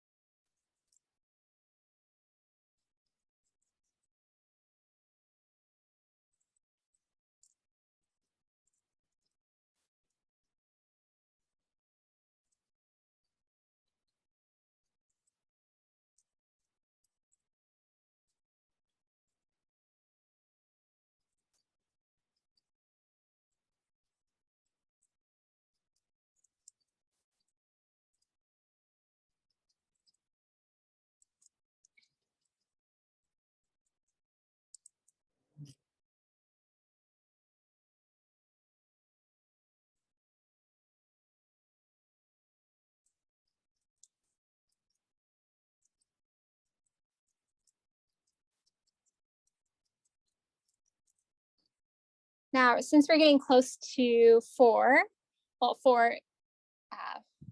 New York City time, if we can maybe focus more on doing one half of your head, of like getting it really firm, almost like what I did with this puppet here. I just focus mostly on this half, so that way we can move on to these details too. So I'm going to pick this half of my puppet.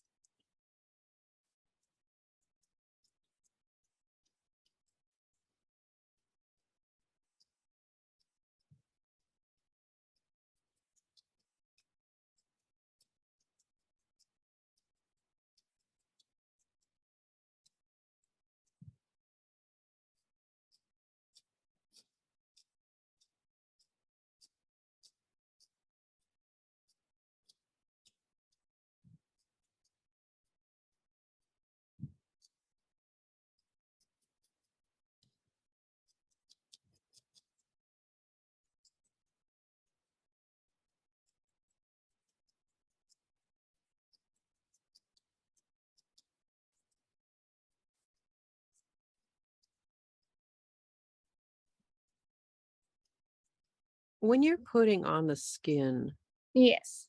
are you just using the very tip of the needle? Like not going Yes. very deep? I'm not going really deep. Like I'm not like really like Right. yeah. Or else that would really compact that area and make it like a dip. I'm just Yeah. kind of I'm using a medium pressure on it. Okay. Yeah. And you'll start noticing, especially with the colored wool, you get all these little tiny holes. And Right. That's what that's I'm getting. totally fine. That's what's supposed to happen. And the more you work at it, the less holes you will see. Like Okay. this one Okay. here, you still kind of see the holes, but that's Okay. just a part of the needle felting process. Okay.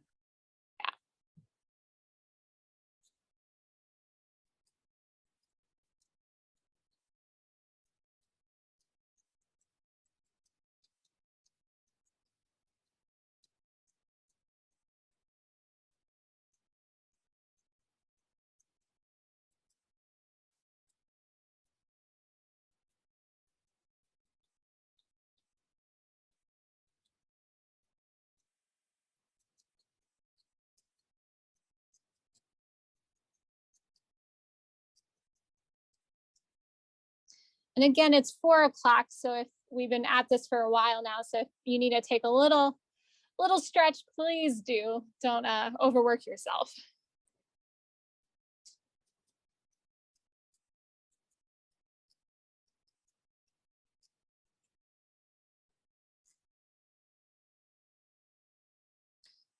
Yeah, I'm focusing on this side. It's getting there. I think my nose is missing some.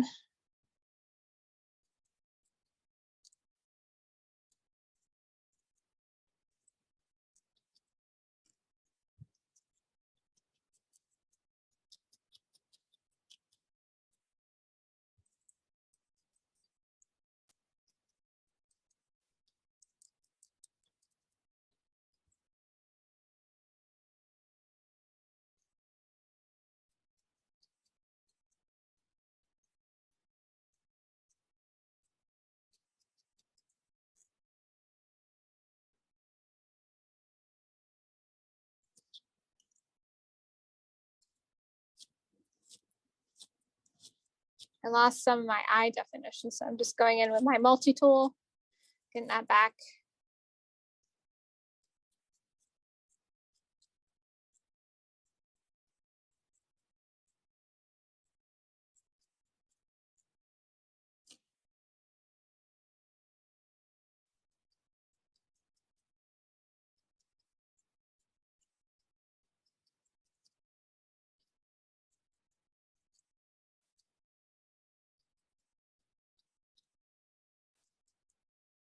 When I'm firming down the skin, I'm doing both up and down and on an angle. The angle is great for blending again. So that way the pieces don't look like they're separate pieces, that they're all connected.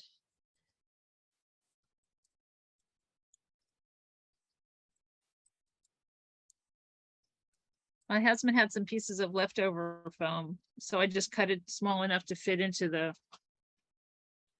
puppet. Then I can. Oh yeah, totally. That's cool. I have this Easter Island kind of character. I love the nose shape that you made. It's got so cool. It's in the shade on one side and in the sun on the other. It seems very opinionated on what it wants to be. Do you find that? Yeah. Like I start stabbing something and then I think it's supposed to look one way. The next thing I know, it's like it's way different than what I thought. Yeah. I mean, I've had fabric that told me it wanted to be something and it wanted to go home, but I've never had something that was like the character just comes whooshing out. Yeah. Really fascinating.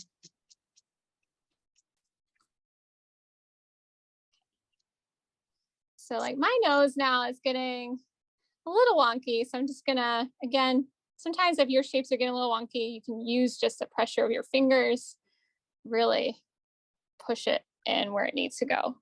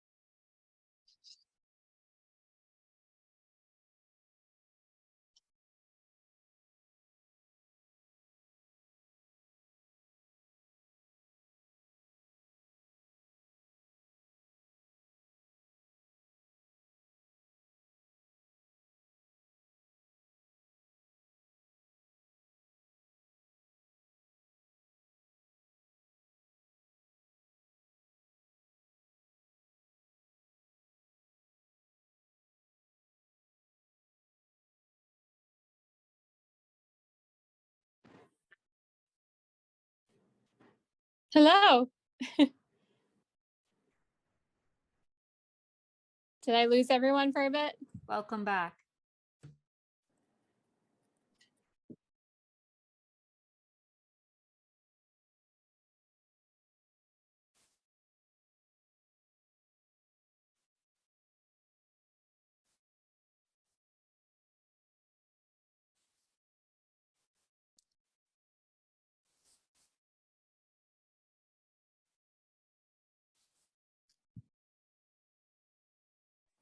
Is it Jay?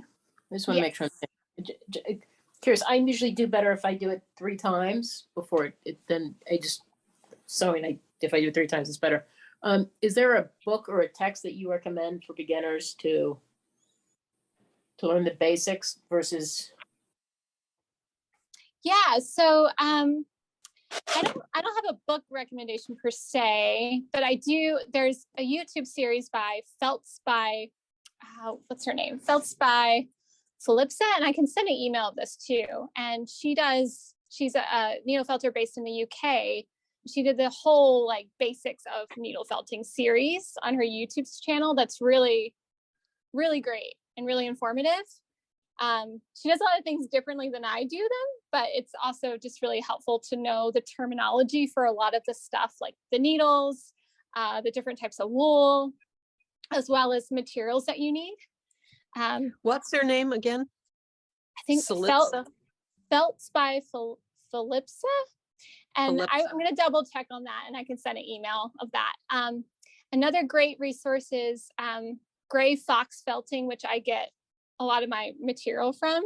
This is their how to spell it. They're on Etsy. They also have their own website. I know right now they're taking a small break from stuff, but they're a great resource for like wool. They have a really awesome basic needle felting kit for sale too. That's great. And they also do a lot of workshops online too. And they're amazing. And I love the wool that I get from them. It's just really high quality. You get a lot for your money. This is like some of the wool you can get from them. Mm. Yeah. And they're based in upstate New York. those are what I recommend. And yeah, and someone mentioned Juanita Dawn. She's amazing, like puppeteer and needle felter as well. She does really lovely work, and she's in Canada. And I know she's offered some workshops in the past as well. And then Z Briggs of Wonderspark Puppets. They're based here in Astoria, Queens. Z Briggs does also a lot of needle felting in her work as well. So there's a few of us, and Anatar as well. I know Anatar from the O'Neill, and she also does a lot of great needle felting. I think there's only like a handful of us who do like needle felted puppets. There should be more. Thank you, Cece.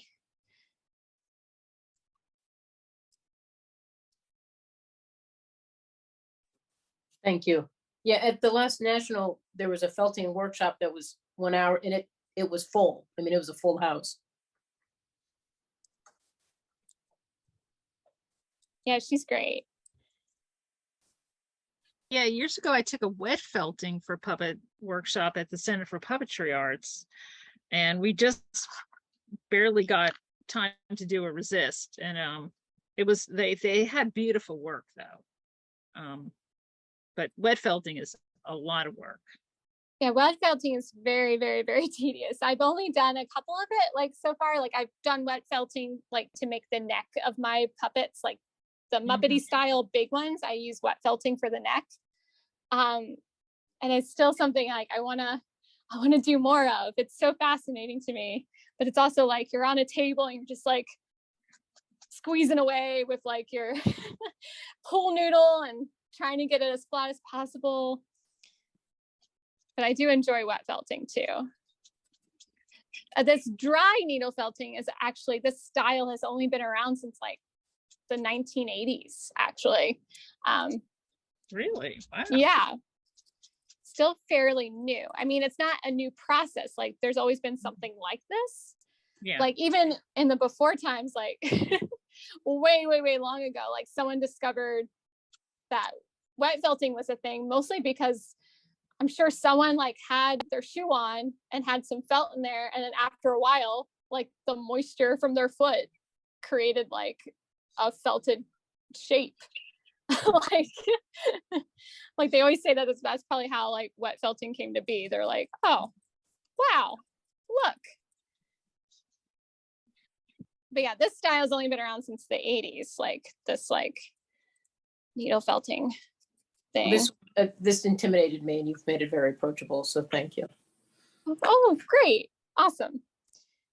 Okay, so I'm going to move on, even though my skin is not totally firm yet on this side, but I want to talk about like maybe blending, adding more wool to your skin. Like this guy here, like he's mostly one color. I did add a different color, a different shade in different areas, like his eyelids here are a slightly different color. I just think it's more, it gives it more depth and personality. And his ear is even a different color, just slightly different than this base. I also added a little like rosy cheek. So some people like to add that with wool. I like to add it with wool. You can also get chalk pastels. And when you're finished your sculpture, you can just add the chalk pastel on top. But I like to do it with wool.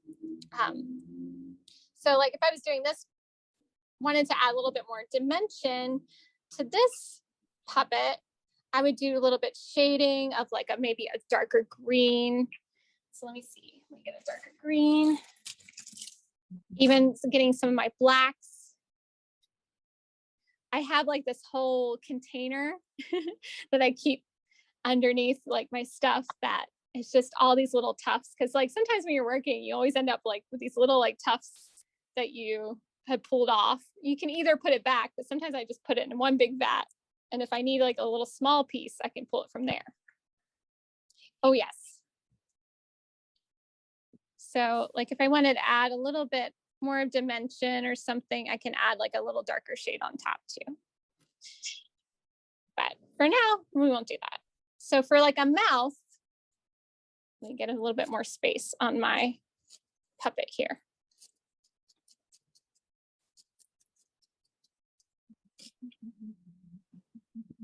So for a mouth on this puppet here, I basically rolled,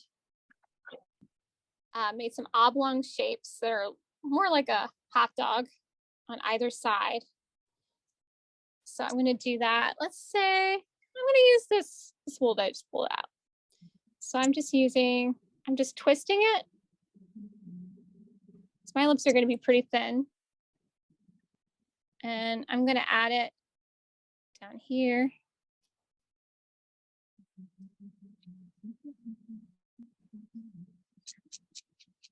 So one lip, right? And that side needs to be a little bit more.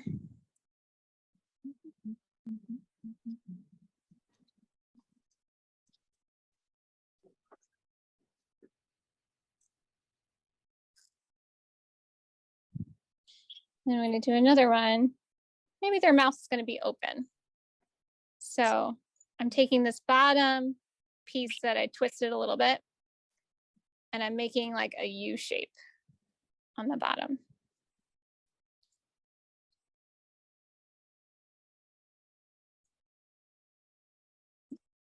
So just slightly open. And when it's in this shape, I can manipulate it really well by like pushing this area up, pushing this area down. So I have a mouth shape started. Now to really add a little bit more to it, I'm going to use some, here's my black and some white.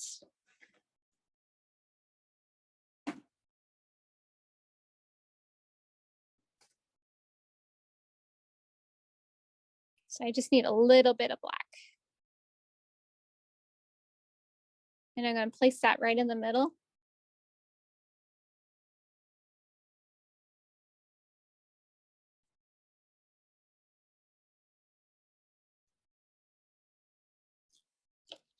A little piece hanging out.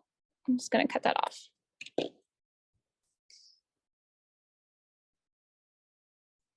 And then for teeth, again, just a little bit, not even as much as the black I took.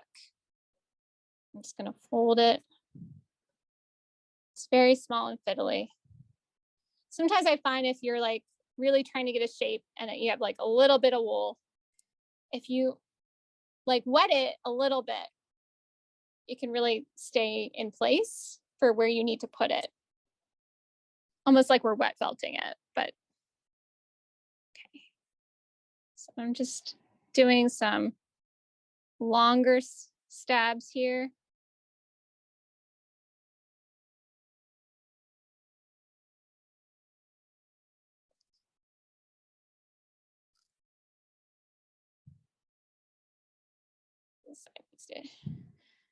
So I have like little top teeth here, and I made sure that I have black on either side still, because like when you think about a person smiling, you do see those like black gaps on either side, like it's not teeth all the way across, right?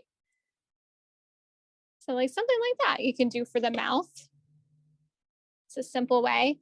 If you want to like add, if you want your like mouth to come out more, you can just add a little bit more wool, so that way they really are out. Sometimes I just like to do mouths like this. And you see this mouth a lot in stop motion stuff too. I don't know if anyone knows Andrea Animates on Instagram and YouTube. She does all those like needle felted stop motion videos that are really awesome. Highly suggest looking her up. She's great. Okay, so that's like a mouth. What's her name again? Andrea Animates. Yeah, okay. Yeah. She does these really great whimsical needle felted videos. Sometimes it's like, I don't know, a little needle felted kitchen, and she like cooks something, or like, you know, she does a lot of great things with needle felt. Okay, so for the eye, I'm gonna use some white for my eyeball. Maybe your eyeball's a little different. And I'm just gonna, I pulled a little tough, and I think I'm gonna do a little bit less than this. I'm just folding it up. And I'm gonna place it where I need. And I'm gonna do longer stabs here.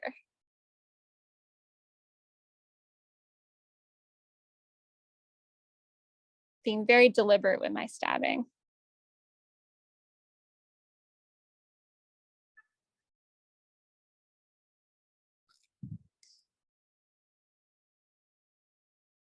So like I stab a little bit in the middle and around the sides. Kind of want that almond shape.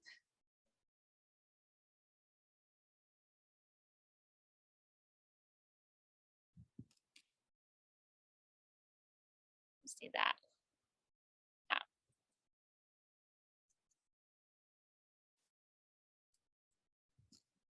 And then I can do some eyelids, which again, I like to use like a different color green.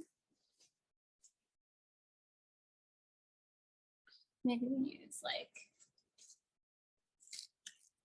it's dark.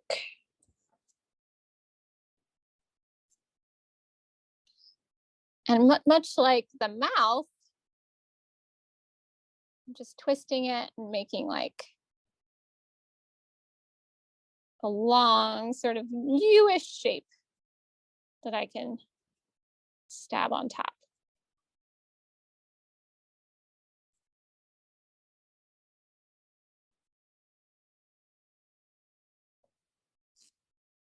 Bit of the eyelid.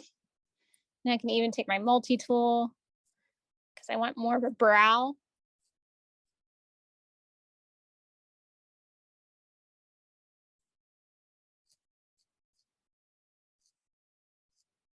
And with this tool, I'm like actually pressing it a little bit harder.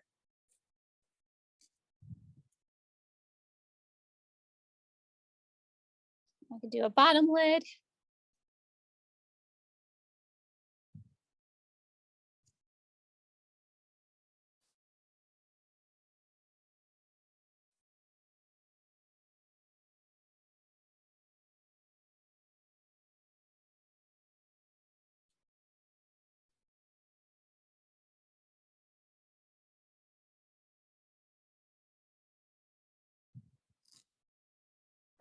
Like so. Then for like the pupil inside, so this person here you see, the human pupil has like, he has brown eyes, and I had, he has this black spot there, and then I do a little highlighting just to give it more dimension. So I add a little white. So we can do that now.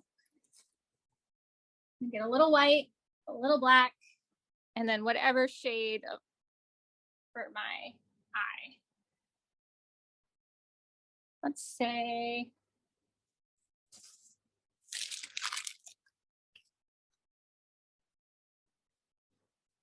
this brown over here.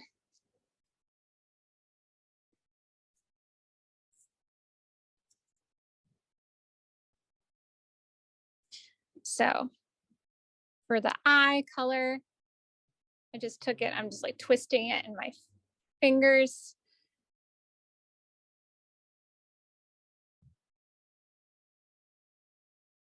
Then I'm going to tack it down where I need it to go.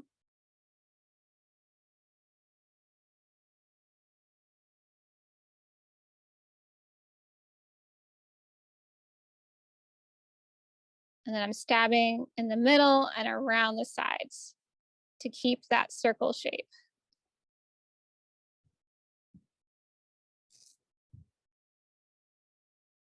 And then I can take my black.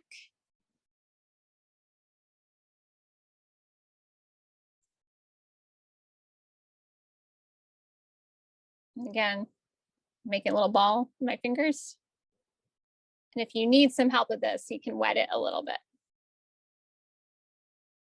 This part gets a little fiddly. Sometimes I find you need a, so this is a 40. I would probably switch to a thicker needle for this, just to get it in there.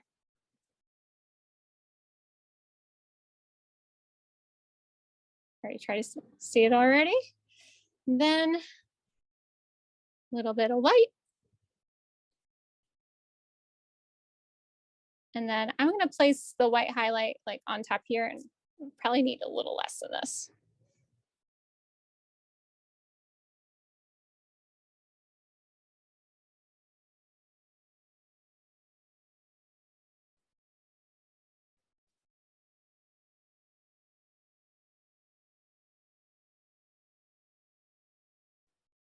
Just really doing deliberate stabs here, get it in there.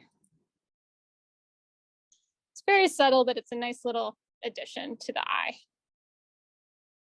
And even for the nostrils, you want to give a little bit more dimension. You can add black in for the nostrils.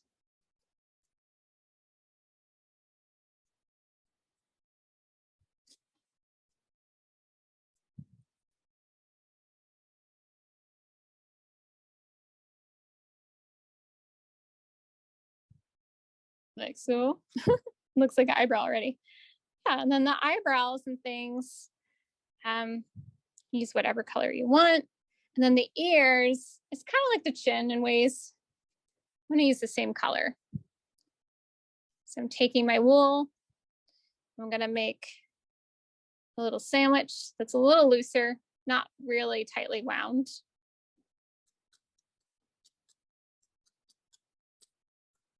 And I kind of felt it off of the structure first.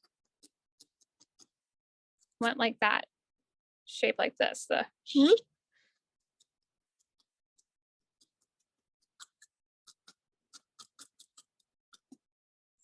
I have pretty much it already. And then I can just add it to where it goes. Connecting this part to this part.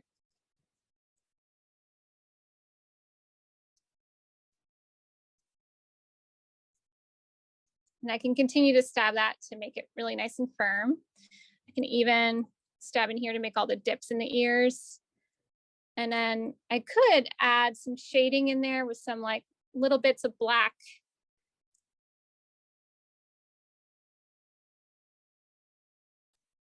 To show that it's an ear, right? Just as a quick ear. Then I know we're almost at time, so I want to talk about hair really quickly. So this hair here, I used a merino wool on this. This is nice and soft. You can use roving wool. That's like the regular wool. It's totally fine. For like hair, needle felting hair is a little easier because you don't have to get it all nice and firm, right? You can make it pretty wild. Sometimes I just like to place it in different ways.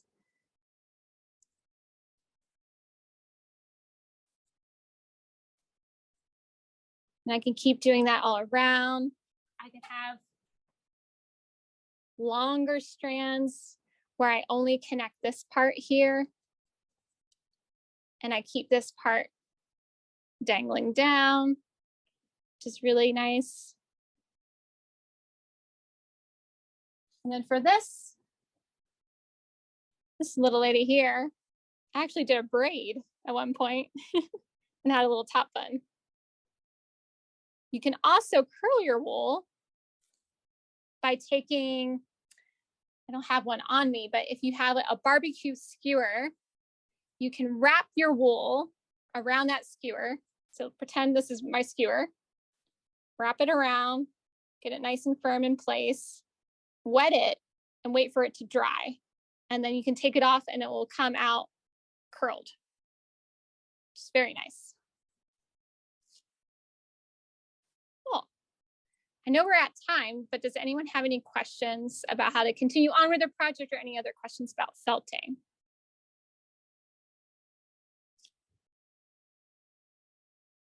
I'm ready for class 2. Yay! Continue on. I mean, Yeah. I know there's only so much you can do in 2.5 hours, but I hope this is a good starting point for you. And if anyone has questions moving forward, I think Jean Marie, you can share my email. I'm very accessible. Also on Instagram at Jenny in Disguise. You can always send me a DM. I'm happy to help with things. Yeah. And if there is interest in a class too, I'm sure that can be arranged. Also, if you could talk about some of the armatures or things. Yeah. So we talked a little bit about like pipe cleaners as an armature, which like if I was doing like a head shape or something like with a torso, I would kind of create this first and then add the arms and stuff and felt on top of this, which I love doing pipe cleaners because they're just easier for your needles. And then wire, there's armature wire you can get online. I don't have any on me right at this moment, but armature wire is a little bit more sturdy than this. And if you did use pipe cleaner, you can always double it up. You can always add more to it. I know Z Briggs of Wonder Spark, she uses a lot of pipe cleaners for her armature for things. Also another great, like if you're creating like some sort of fabricy, like a jacket or something for your puppet, you can always needle felt on top of some felt. You can always wet felt it too, but if you don't want to go that route, you can always, use acrylic felt. I have in the past used the Swiffer dry sheets. They work actually pretty well. And I've also used baby wipes. Once they're dried out, they're good to felt on top of. If you want to create like some sort of like clothing thing. That's the armatures I generally use is pipe cleaners, Swiffer dryer sheets, acrylic felts, and just regular armature wire. And armature wire comes in different gauges. So like there's a bunch you can get at Michael's that's pretty inexpensive and it's easy to work with. And they use it a lot in stop motion. I hope that was helpful, Betsy. Awesome. Well, with that, Jay, thank you so much for this amazing workshop. Yes, there will be more with Jay and others who have expressed interest, and I look forward to seeing you all again. We will send you a follow-up email with the video as well as some notes from Jay and some notes that I took along the way. So we'll send you some links for things. And again, stay in touch with us, stay in touch with Jay directly. And thank you so much. What a wonderful way to spend a Saturday. Thank